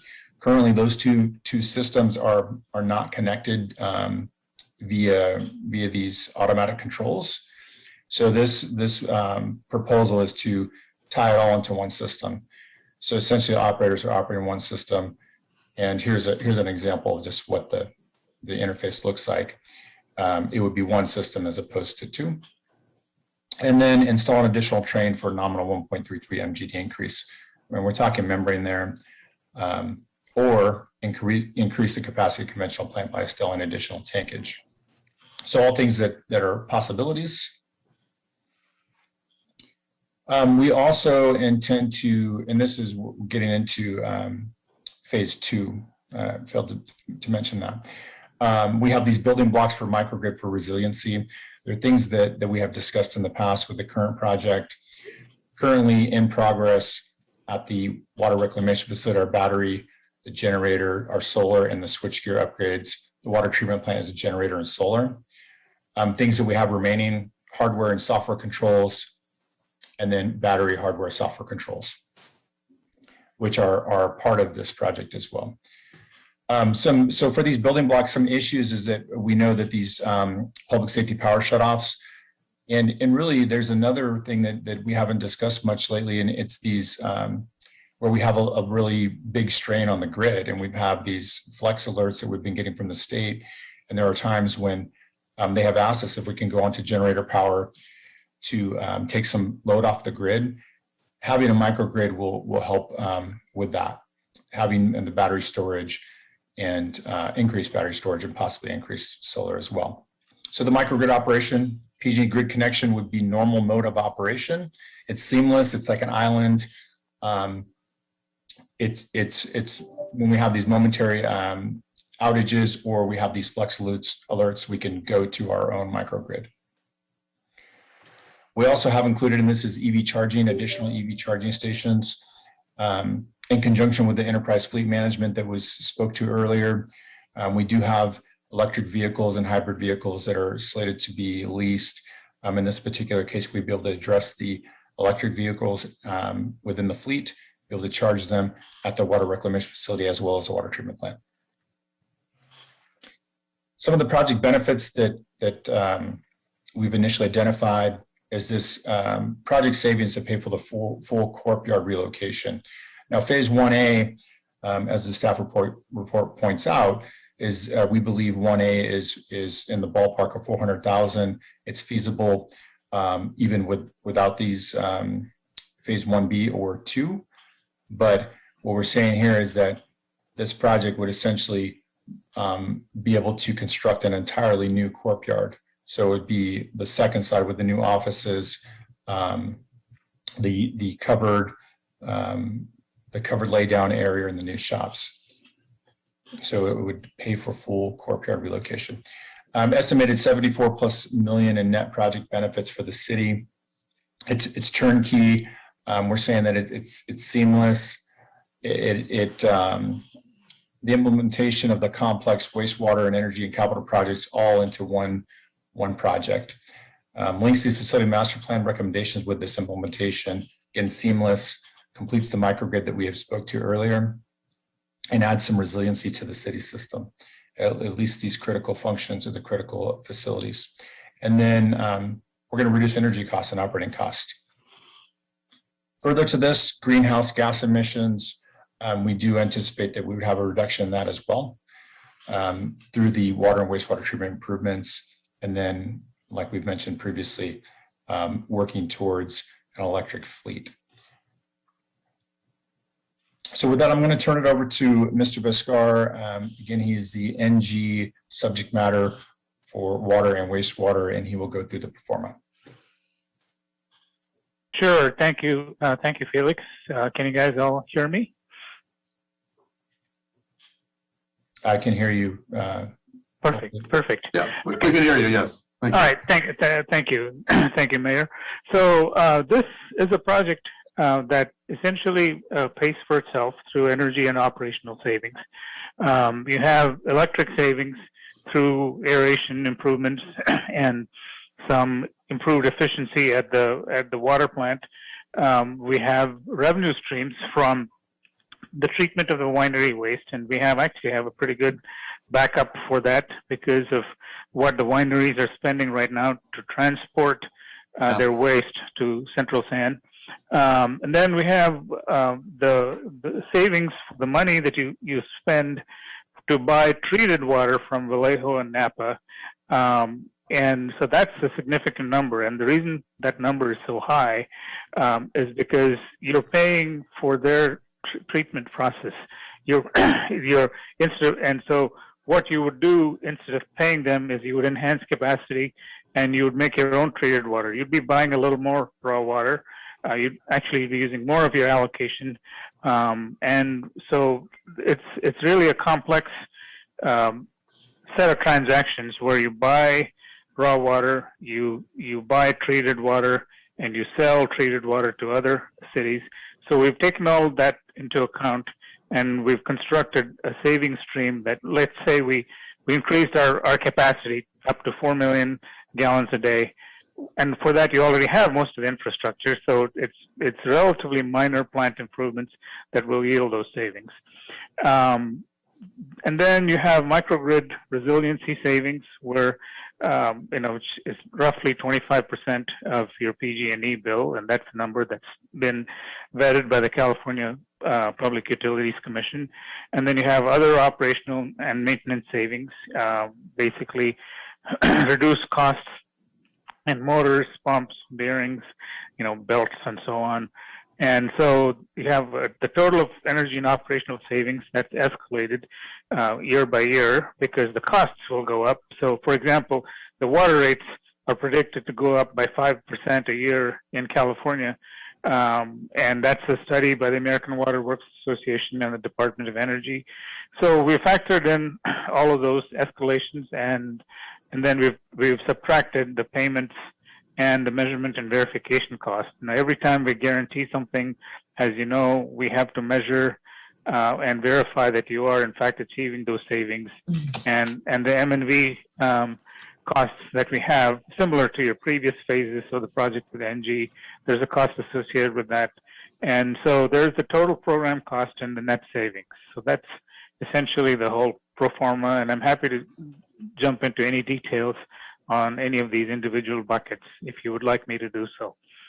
Yeah, but I'd like to point out something really quick, Ravi, is that for council and really anyone that's watching and staff for that matter, is if you recall from the previous pro forma when we did the energy resiliency project, is that we refined these numbers. So this pro forma has some assumptions, and moving forward, which Ms. Bove will speak to, we would refine these, and we would presumably be asked to bring it back to council for more discussion. But I believe we have one more slide actually.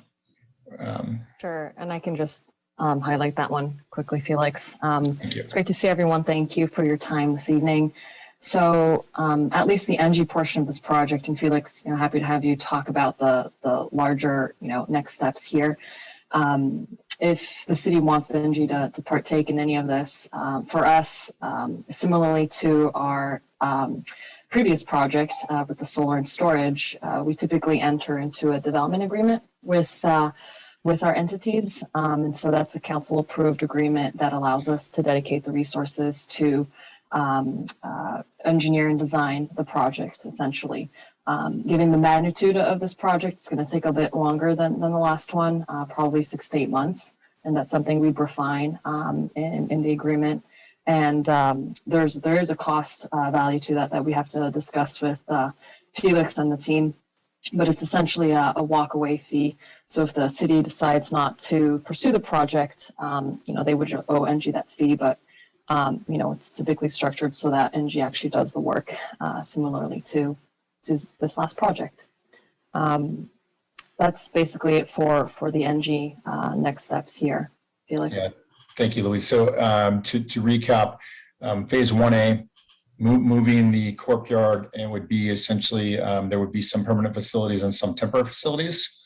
Once NG gets through their program development, if we decide to enter into that agreement, and we have an off ramp, right? If it doesn't pencil out or we think it doesn't look good, we take the off ramp. Courtyard still gets moved. We will have temporary office trailers. For the most part, it's a functional plan in phase 1A to get courtyard moved. Phase 1B and phase 2 would then be where NG would come in. So I just want to point that out that we decided to bring them together because we thought the benefits were there, but we can do phase 1A independent of phase 1B and phase 2. So with that, we'll take questions. Oh, thank you for the presentation. I like the planning process you're going through to just assure that we stay on track for achieving the goals we want to achieve with it. I think by way of point that winery waste, some of my experience with other bodies I work with in wineries are often having to truck all their waste to places like Oakland or where there's a larger facility that can manage that stuff. I think that's probably potentially an income stream for our wastewater department.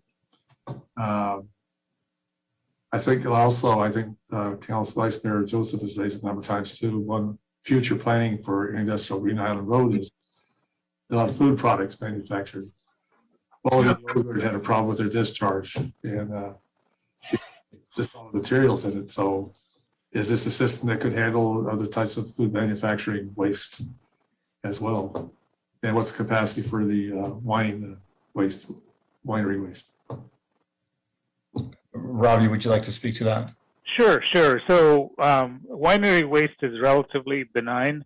In fact, everything that's known about winery waste was actually written by Napa Sanitation District, and it's a technology that's used throughout the world in treating winery waste. So American Canyon's plant can treat winery waste. I would not put food waste into the plant that we have right now without building anaerobic digesters. And if we were to do that, then yes, potentially we could treat both winery waste and food waste and generate energy from biogas from methane that's produced. But currently we do not have digesters at the American Canyon wastewater plant. So we're equipped with new blowers to do winery waste, but not the higher strength of food waste. What's the capacity for winery waste? What's the economic benefit we would realize out of that? So the economic, it's in the pro forma. It's about $300,000 a year in revenue that you would get from the winery waste, and that's a conservative estimate. And that would be if we were to charge them exactly what it costs them to truck that. Just the transportation cost. So all other things being equal, if we were to charge them just the transportation cost, we would net about $300,000 a year. And actually, I think we can get more than that because I'm sure once it gets to Central San or Oakland, they have to pay something per pound of waste. Yes, and, yeah. Mr. Mayor, I'd also like to address your comment about the food. I think what Robbie's speaking to specifically is that we're not going to be treating, if you think about big particles, but as far as having restaurants and more of those type of facilities, we absolutely can treat that waste. And membrane plants typically have very fine screening. We want to get everything out, we don't plug the membranes. So with the existing facility has screening, we may have to, if things expanded really exponentially in American Canyon, we may find that we'd have to add a screen. But other than that, my system is trying to turn off on me. It's been so long. Anyway, I think we can address it. Yeah, thank you very much. That is correct, yes. Yeah, just noticing the clock, it's getting late too. I think Vice Mayor Joseph had a comment. Yes, sir. First of all, it is exciting to see enhancements to our water and wastewater system. So I'm excited about that. Interesting about the winery waste. I guess my first question is, and maybe I just am not up to date on it, but Napa San was doing most of that. So are they trying to get out of the business and we're going to take over, or is there just enough for two? I can speak to that as well. Maybe Robbie, you may want to touch on as well, but I believe we have existing facilities in American Canyon that are doing hold and haul. We anticipate those facilities would bring that waste to us. It's closer. And the other thing is that we may be able to eliminate the hauling cost altogether, because if we already have system infrastructure in place. For instance, I've already had some wineries contact me. They're interested in connecting. So if the majority of the infrastructure is there, it's a matter of connecting them. And we do have a commercial line that comes in, which Mazzetta comes in, and the residential is separate. So what I anticipate happening is that they would just make the connection to the existing sanitary system or the commercial system. Okay, well, great. So that's exciting. A little disappointing that the industrial pretreatment side of it, I guess that just requires way too much of an investment. You know, it's not a marginal thing. It's a massive new kind of plant. So we won't go there. But I'm really more concerned about the economics of it all, because, and in particular, the Napa and Vallejo water savings, because starting off, the initial amounts seems almost like almost 100% reduction, or 70 or 80% of what we're currently spending. And my concern is that doesn't strike me as a realistic number, A, because there are parts of our system that requires Vallejo's water pressure, Levine and some of those areas. So we need Vallejo's water to meet that. And I don't know if we can swap it out without a lot of effort. And then some of it is simply, it's easy to say we have 5,200 acre feet from the state water project, but as we know, we're lucky to get a third of that. So I guess my question is, it's easy to say we'll just buy more raw water. It's not as easy to find a place for that. So I'm a little concerned that so much of the savings is based on the not buying Napa and Vallejo water, because I don't think we can get away with that. I'm a little concerned that that's you haven't thought that one through enough. The other stuff I guess makes sense because I don't know any better, but I do know something about the Vallejo water purchases, and that worries me. Yeah, the one thing I'm gonna, as we get to this point in the meeting, we're gonna kind of try and wrap this part of the item up. This was meant to be a proof of concept, and so we have a lot of refinement still to do. If you recall from the first project, went through several iterations with council and finally landed on a performer that we were comfortable with over like 18 months. I think it actually took. So this process, hopefully won't take that long, but before we get launched into it in further refinement, we wanted to get a nod of the head from the council. This, from staff's perspective, seemed like a good idea, but there's no reason to launch into the effort that's going to take to bring you, a final performer with all the details thought through if the council was, hesitant about wanting to continue to make this kind of effort. So we felt the council would embrace it, but we also, wanted to double check with you before we launched into more performer efforts. Clearly, I would embrace it. Like I said, my biggest concern is the break-even analysis. So that's the only level of hesitancy I would have. Yeah, and that's what's both the costs and the savings are preliminary at this point, Vice Mayor Joseph.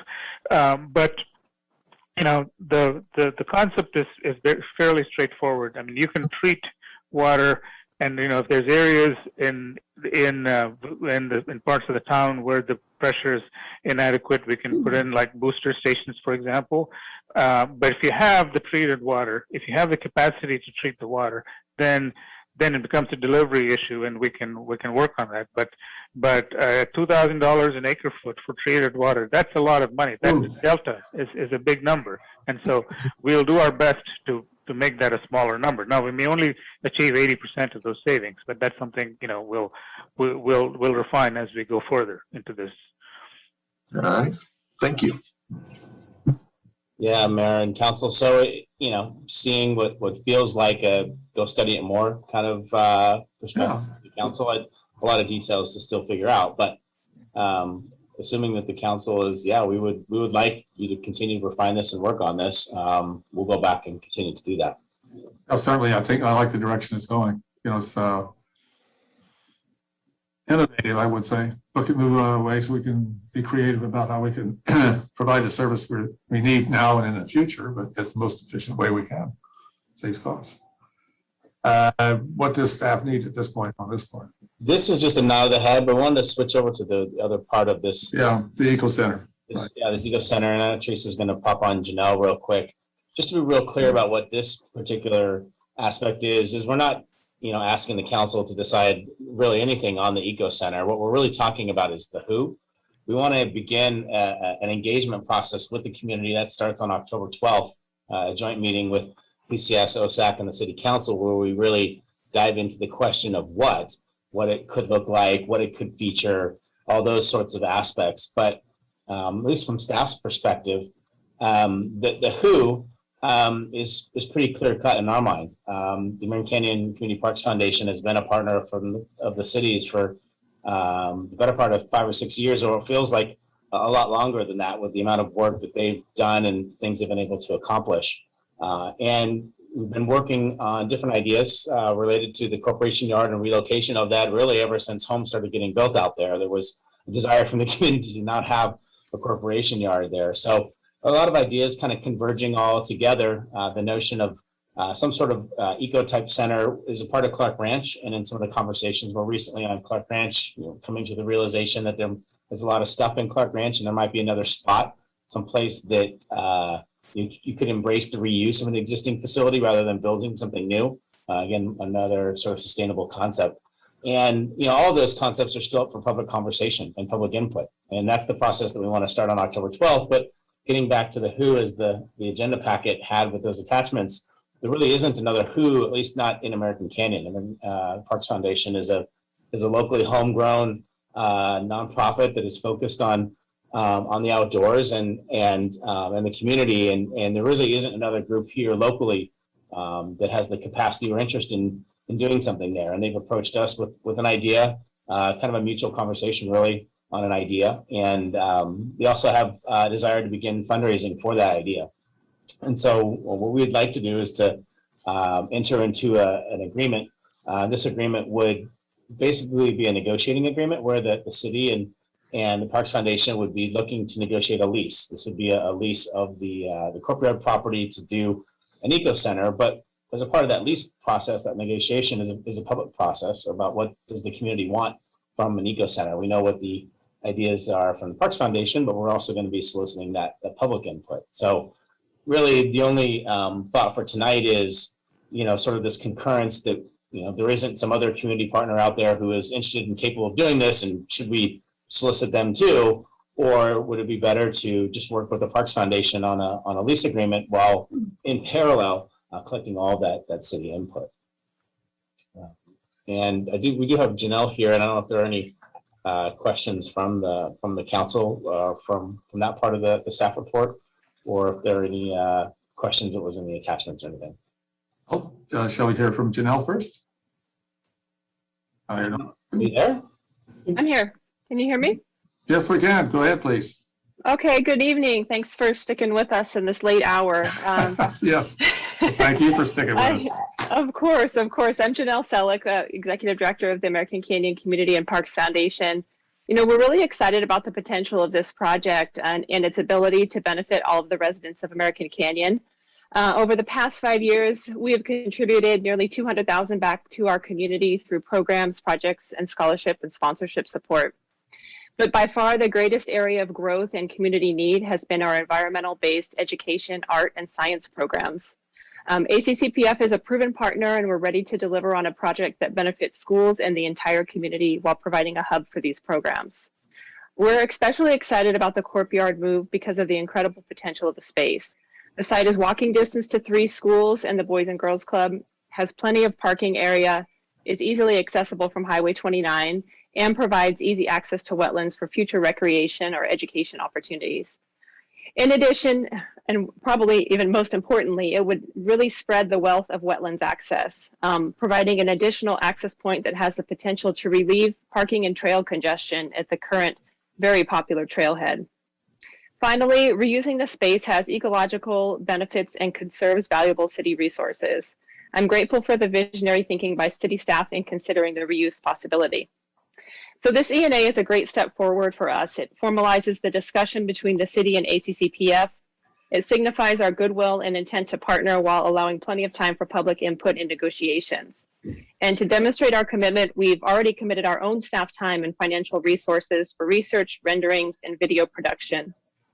This ENA allows ACCPF to move forward, continue discussions with the city and community, and solicit partners and supporters for the project, all while providing an opportunity for community input and public process.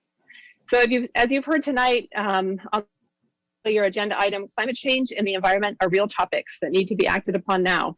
The Courtyard Reuse Project really has the potential to solidify American Canyon as a leader in environmental research, leadership, and programming. So we're just thrilled about the opportunity and potential to work together, and hopeful for you to approve the ENA tonight. Very good, thank you. Well, I'll lead up. I should, of course, get council know that I'm an ex officio member of the board of directors for ACCPF. But there's rather remarkable the capacity, the bandwidth they have to raise money. I mean, you look at the projects they've done. One of the most visible out there is the exercise equipment there at Wetlands Edge. There are other nonprofits, groups in town, but I don't know anybody who I have a relationship with some of them.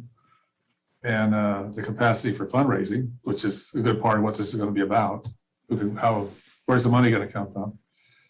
Certainly the Community and Parks Foundation has really got the track record to be able to reduce that. In terms of use for the community, I look at the success of the organization. You know, when you think of outreach to a community, you got a COVID pandemic, and the gala was postponed, back on again this year. So what they start, Park and Play. So all the different parks in the city, they have do one about monthly, and families are invited, and there's a whole session there where you can begin to connect with community about issues in terms of recreation for kids. And it's remarkable, you go from neighborhood to neighborhood, and well, it's like American Canyon, we're very diverse. We have from all parts, all cultures participating in recreation for the kids. Could well be that the Eco Center, certainly I would hope they would, well, Community Parks Foundation embraces that. I mean, that's part of their organizational culture. And that's going to draw more communities in, and it's going to be provide more of a conversation, engagement with families and kids on issues important with the environment. I mean, look at the wetlands edge here. My God, it's a living laboratory. And nobody has anything like that. That's very unique for American Canyon. But enough for me for now. Just any other comments from the council? Will? Well, I think I think city manager is correct. The issue here is who, and I think the Parks Foundation is the most viable nonprofit in terms of revenue raising and other capacities. And I think it's important to note, hearkening to one of the public comments we got tonight, that the courtyard certainly is not the most attractive looking thing. And 25 years ago, when it was in the middle of nowhere, it was perfectly fine. Once the homes were built, to be quite honest, the promise was the courtyard was there before you, so accept that. But I certainly wouldn't advocate getting rid of it as a facility, but making it look a lot nicer is certainly makes sense from a whole bunch of levels. And I think what the Parks Foundation's renderings demonstrate is you can make that pig look really nice. And with more than just lipstick, it's got some really good features. So I would look forward to the reuse of the facility and therefore going with the Parks Foundation to move forward on it. Thank you. Councilmember Oro, your hands up? Yeah, I was just going to say that I agree with what was presented here. I'm really excited about moving that corporation yard. We've been talking about it for years, and I commend Felix and his team for finding creative ways to approach this. So I'm looking forward to that happening. And on the Eco Center projects, that's we should begin, sort of that, what are we calling the ENA or something, and move forward with that and see what the outcome is. I think that's how we should approach it. So go ahead. Okay. Anybody else? Do we have any public comment on this matter? We do. We received one written comment from Tammy Wong, and I have 4 hands raised from the attendees. Okay. I have Scott Thompson. Go ahead, Scott, when you're ready. Great. Well, thank you, council, for giving me an opportunity to Good evening. address. Thanks for hanging in there for the late hour. Yeah, it was interesting and enlightening. You all do an amazing job. Again, I am Scott Thomason, the current president of the Parks Foundation, and I'm speaking in favor of the city's consideration of working in partnership with the Parks Foundation. I came to California in 1971 and shortly thereafter worked for the Sierra Club in its national headquarters in San Francisco. One of my first jobs was to start a newsletter for kids called Somebody Do Something. It was a huge success, and we were able to introduce children at a young age to the importance of preserving our environment. And so when I first heard that the Parks Foundation might be able to use the city's soon-to-be vacant maintenance yard, I thought about my work with the Sierra Club back then, when the Clean Air and the Clean Water Acts had not been passed as law. And I'm very excited about the chance to be part of something that will have a far-reaching and positive benefit for all of Napa County and beyond, not just American Canyon.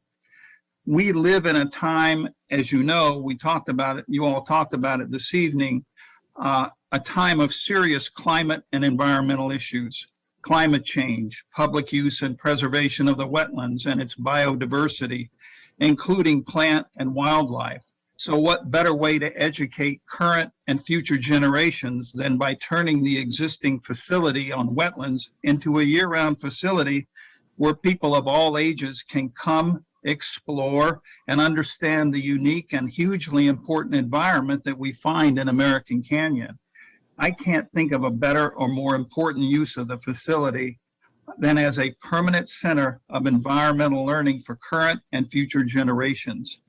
So again, I encourage our city council to approve the exclusive negotiating agreement and consider the Parks Foundation as a partner in turning this opportunity into reality.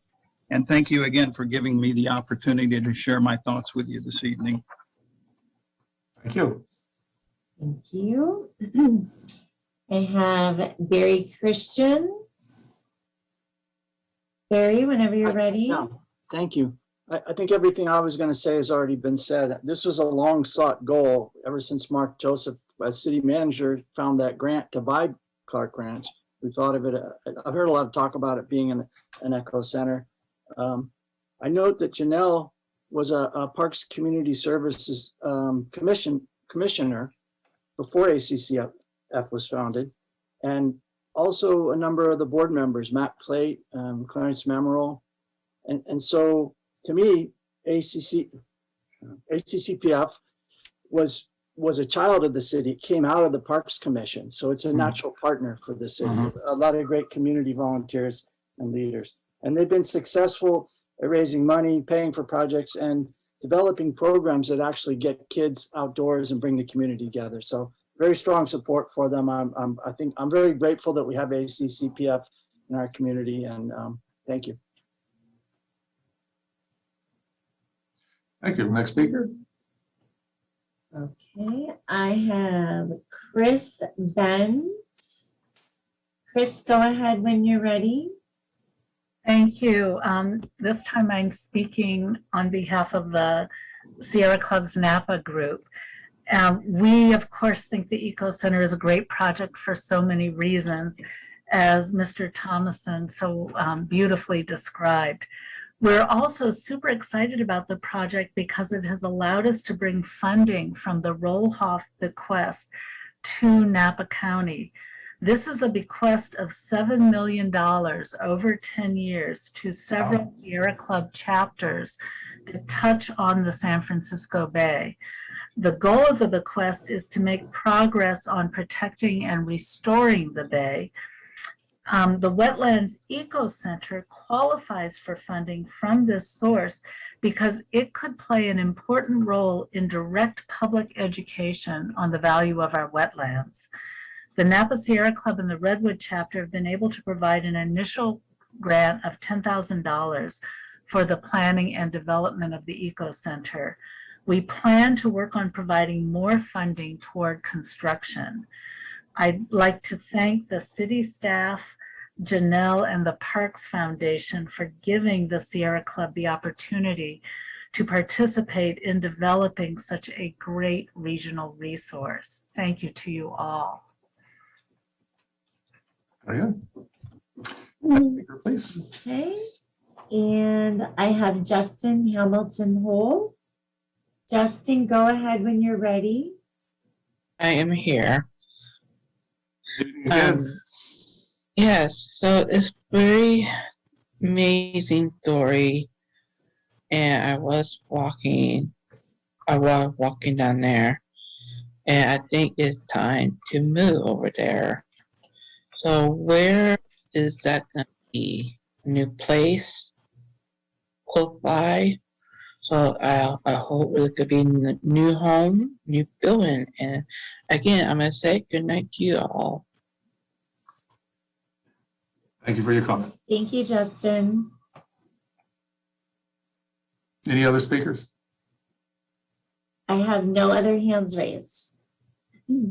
Okay, then I'll close public comment. We'll come back here for council further discussion and action.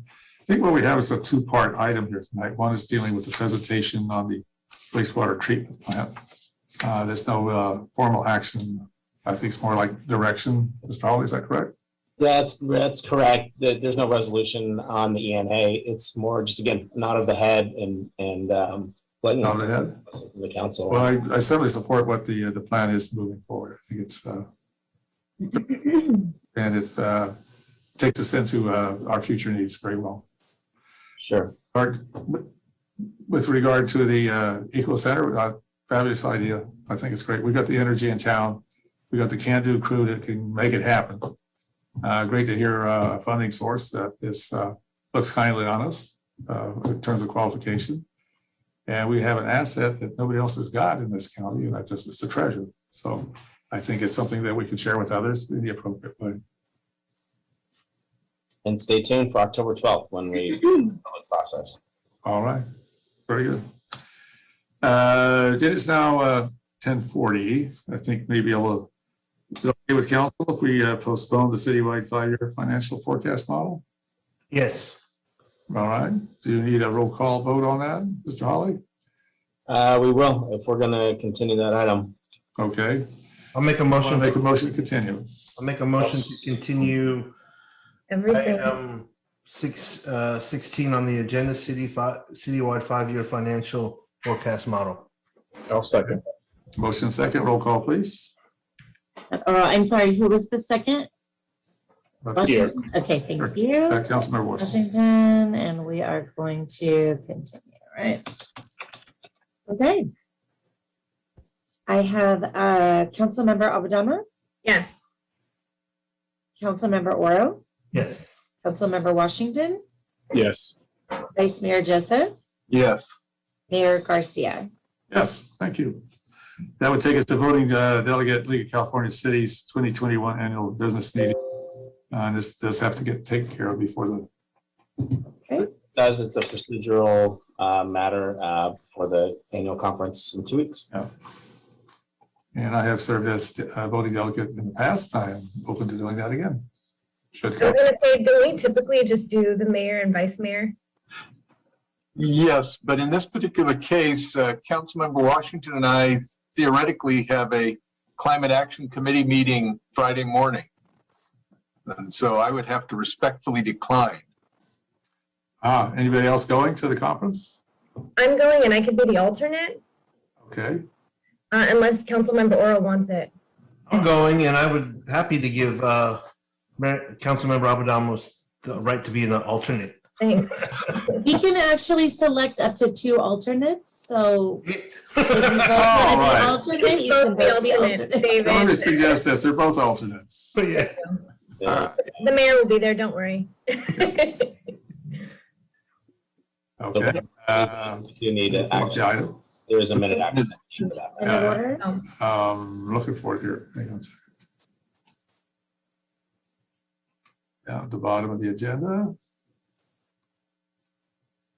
Are we, do we need to have a motion for? I'll make a or motion. minute order? Yeah, For this? a minute order, so I don't know if you need a motion for that. We do.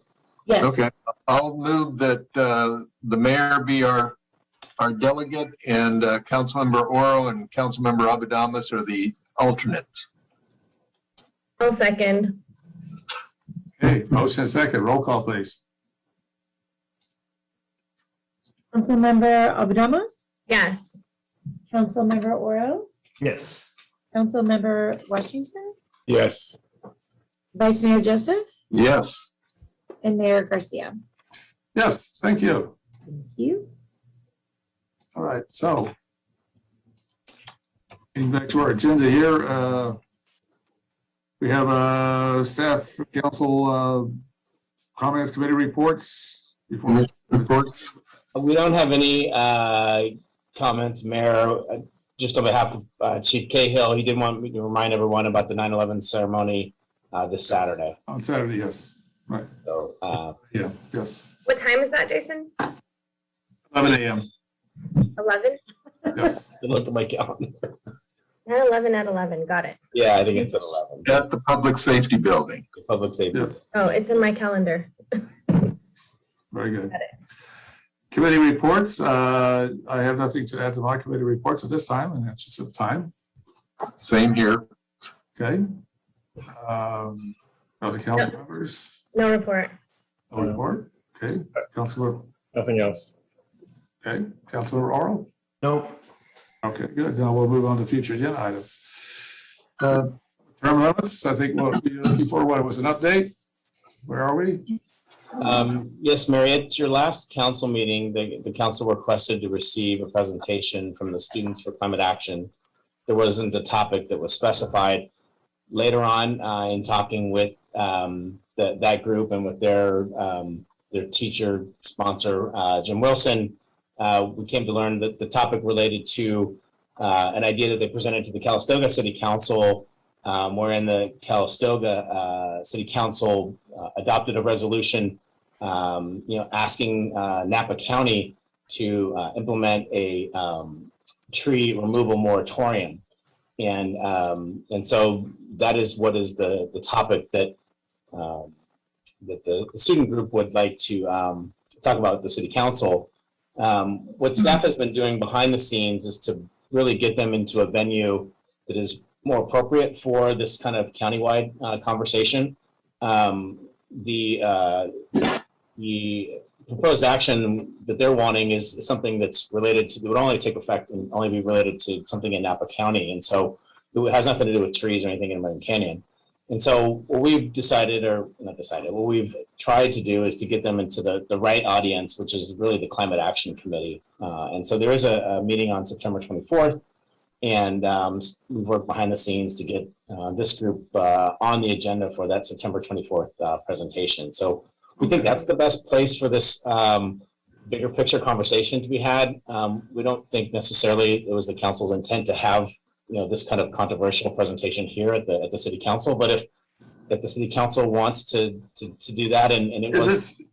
Excuse me, is this the issue that came up? They wanted to do a climate change presentation? That's just a short note I got to myself here.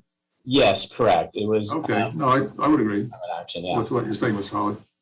Yeah, so the presentation and the actions that the City of Calistoga took was somewhat controversial, and so what we've wanted to do is to kind of steer them to the right venue, which, from our perspective is the Climate Action Committee, and that's why we work behind the scenes to get them to the September 24th Climate Committee. If the council still wants them to come to September 21, we'll make that happen. We could also, have a presentation from them afterwards in October.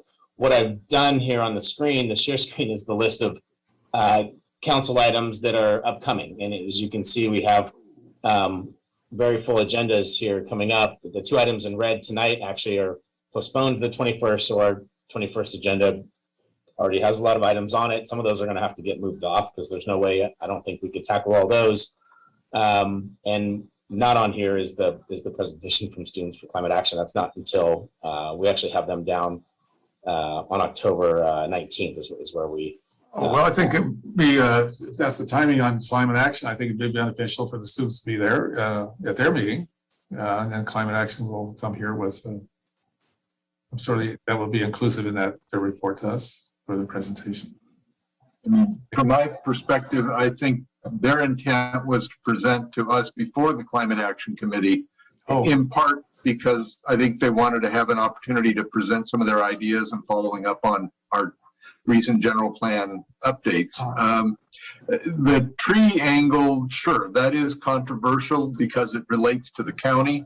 But I think a lot of the other things they want to talk about are important too. And like I said, they're from our own high school, and I'd like to give them a shot on the 21st, but that's just my opinion. And to add to that, Vice Mayor Joseph, I like the idea of when we head into that meeting on that Friday, we can speak for the complete, our entire council when we meet on that Friday. So it would be helpful for us. Yeah, I see where you're going with that. That makes sense to me. Yeah. I think probably maybe if we can stick Vice Mayor Joseph, Councilmember Washington, maybe you could suggest to them a topic that would be appropriate, would be fitting, would relate to our city council objectives. Yeah.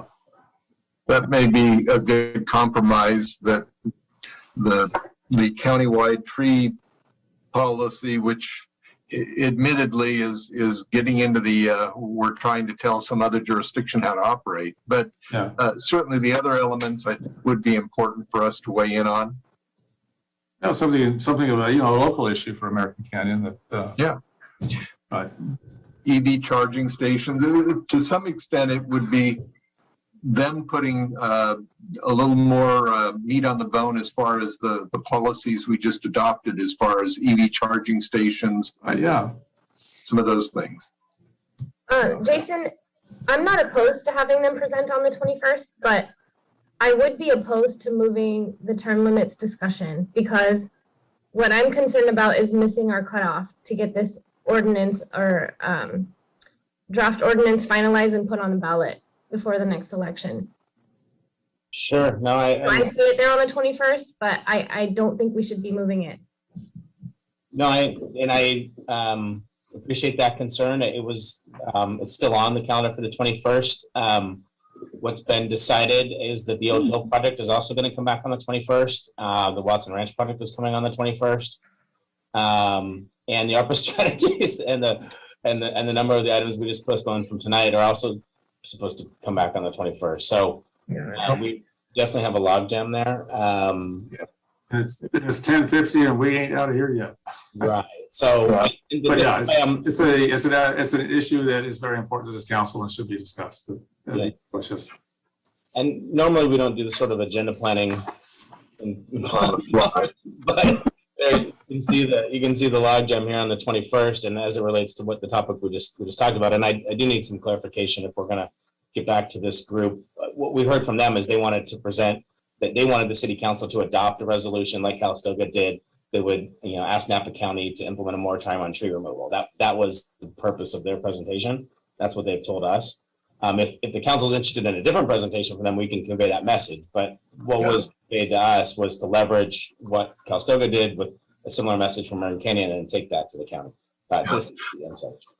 Jason, what do you think about doing a special council meeting to get some of these things off our plate? Because I think you lose us at these late night meetings. I don't think you have the same amount of, admittedly, I probably shouldn't be saying this publicly, but I don't think you have the same amount of focus at 11 o'clock at night as you do from us at like 6:30. So if we need to catch up, maybe we should consider a second, just adding a meeting. Councilmember Alvarado, she raised a good point. See, before we had this 10 o'clock rule, I mean, these meetings would go like 2 o'clock in the morning, and just think how, bringing them we are at that hour. Yeah. Yeah. No, it's a very good point. We already have one scheduled for next Tuesday to go over the Park and Rec user fee study. That's joint with PCS. We could bundle that and add on some of those other. Maybe the financial forecasting and some of the finance issues. Yeah. Bundle that since we could bundle that and add on to that. We wouldn't have the PCS for the whole thing, but we could break that into a couple of bites next Tuesday. So that's a possibility. Just looking at the workload on this, we're going to need, as Councilmember Albadama said, we're going to need an extra meeting. And I'm fine with that too, as long as the user fee study isn't something that's already going to take 4 hours. You know what I mean? It was meant to be it's a consultant presentation. It was meant to evoke dialogue with 10 people on the dais, not 5. And it is a lot of the philosophy about, how you recover costs for the services you provide in Park and Recreation. So it's not an hour. 2 hours is probably enough at that point. But, we're talking 10 people and opinions and ideas along with the staff presentation. So, 1 hour is certainly not feasible. 2 hours, you might even feel cutting it short depending on public comment. So, that's again what we have scheduled. I wouldn't say there's any particular deadline with the Park and Rec study, right? Certainly by beginning of January, having something to implement from a fee schedule perspective is that kind of timing, but we do have a full calendar and we have a lot of things going on. So, if we wanted to, repurpose that meeting entirely and not have PCS there and look at another time with them, we could do that and just turn that meeting into some of these other items. We could do that. I'm okay with that if you and the council are. Because the other thing is on September 21st, we're leaving for the California League Conference the next morning. So going super late on that. Luckily, it's in Sacramento and not Southern California this time around. So it's not like you have to be That's the good waiting news, yes. for the airplanes at like 5 a.m. But Yeah. I hear what the council is saying. October starts to thin out a little bit. And again, some of these in community development projects, are being moved up to the top of the list here. So, we can push off some of the other items. I think the reality is the draft term limits item could probably go in October, and I don't think we're gonna necessarily lose any ground in that schedule there. We looked on October 5. What we intended to do was to have a very short open meeting with the council, and then to have a joint meeting with the Planning Commission on the general plan. Really talk about education, lifelong learning, and the park and recreation element. We also wanted to hit on a joint session with Hampton Inn zone change and that potential hotel project. So it's a very full calendar, and I apologize for having so much activity going on, but we got it's also a good thing. Really, I think I'm looking at this thing, it looks a bit, frankly, a bit overwhelming in terms of how we're going to get it all done in a normal evening. So I think, as has been suggested, and I do support that, we may need to have a special meeting to catch it. And I think it's probably about how we configure that meeting, what items are on the agenda. Okay, well, we will look at repurposing September 14th into not doing the Park and Rec user fee study and not meeting with PCS, and we'll repurpose that into a normal special meeting of just the council. And we'll look at another date for the rec user fee study, and then we'll figure out a way to break up September 21 and reorient. Because obviously, agenda items that have a higher priority, higher need to get addressed sooner than later. Yeah. Sure. Okay. Back to September 21. If there is a desire to go back to the student group and have them present some other topic than the tree removal moratorium, I can do that. If there's a desire to be part of the tree moratorium conversation now before the CAC hears it, it's up to the council. I just want to make sure we have direction. Yeah. Well, maybe the tree portion, that may be more just as an informational item. I'm not so sure. I have mixed feelings on that, but the rest of the topics, I think it would be good to have them there, make their presentation. I would say make the presentation minus the tree moratorium. Yeah. Okay. Mark, you and Pierre on the climate action, so there's plenty of that content of that makeup. It's very germane to American Canyon, so why not pick something out of that? See. Okay. Yeah. Well, we'll go back to them and propose that idea to them. We'll carve out a space on the 21st for something that's related to some of our recent American Canyon climate actions and some of the things that we've been doing, and not related to the tree removal moratorium. Okay. In defense, I do think we have some areas where I'd love to plant some trees, as I mentioned before. So we could talk trees, but in a whole different perspective. I think planting them, not cutting them down. Well, Barry Christie's got his that project up on Newell Open Space on the trails. So. Okay. Maybe we can engage them in a tree planting. Yeah. All right. We ready to wrap it up, folks? Yes, sir. All right. So our next meeting is going to be on September 14th as a city council. Did I hear that? That's Yep.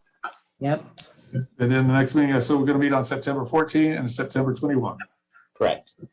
Yes. And I was going to bring up another request for a future agenda item, but it just seems really inappropriate. No, that wouldn't be a good Bring it up idea right next now, week. Mark. Get up next week.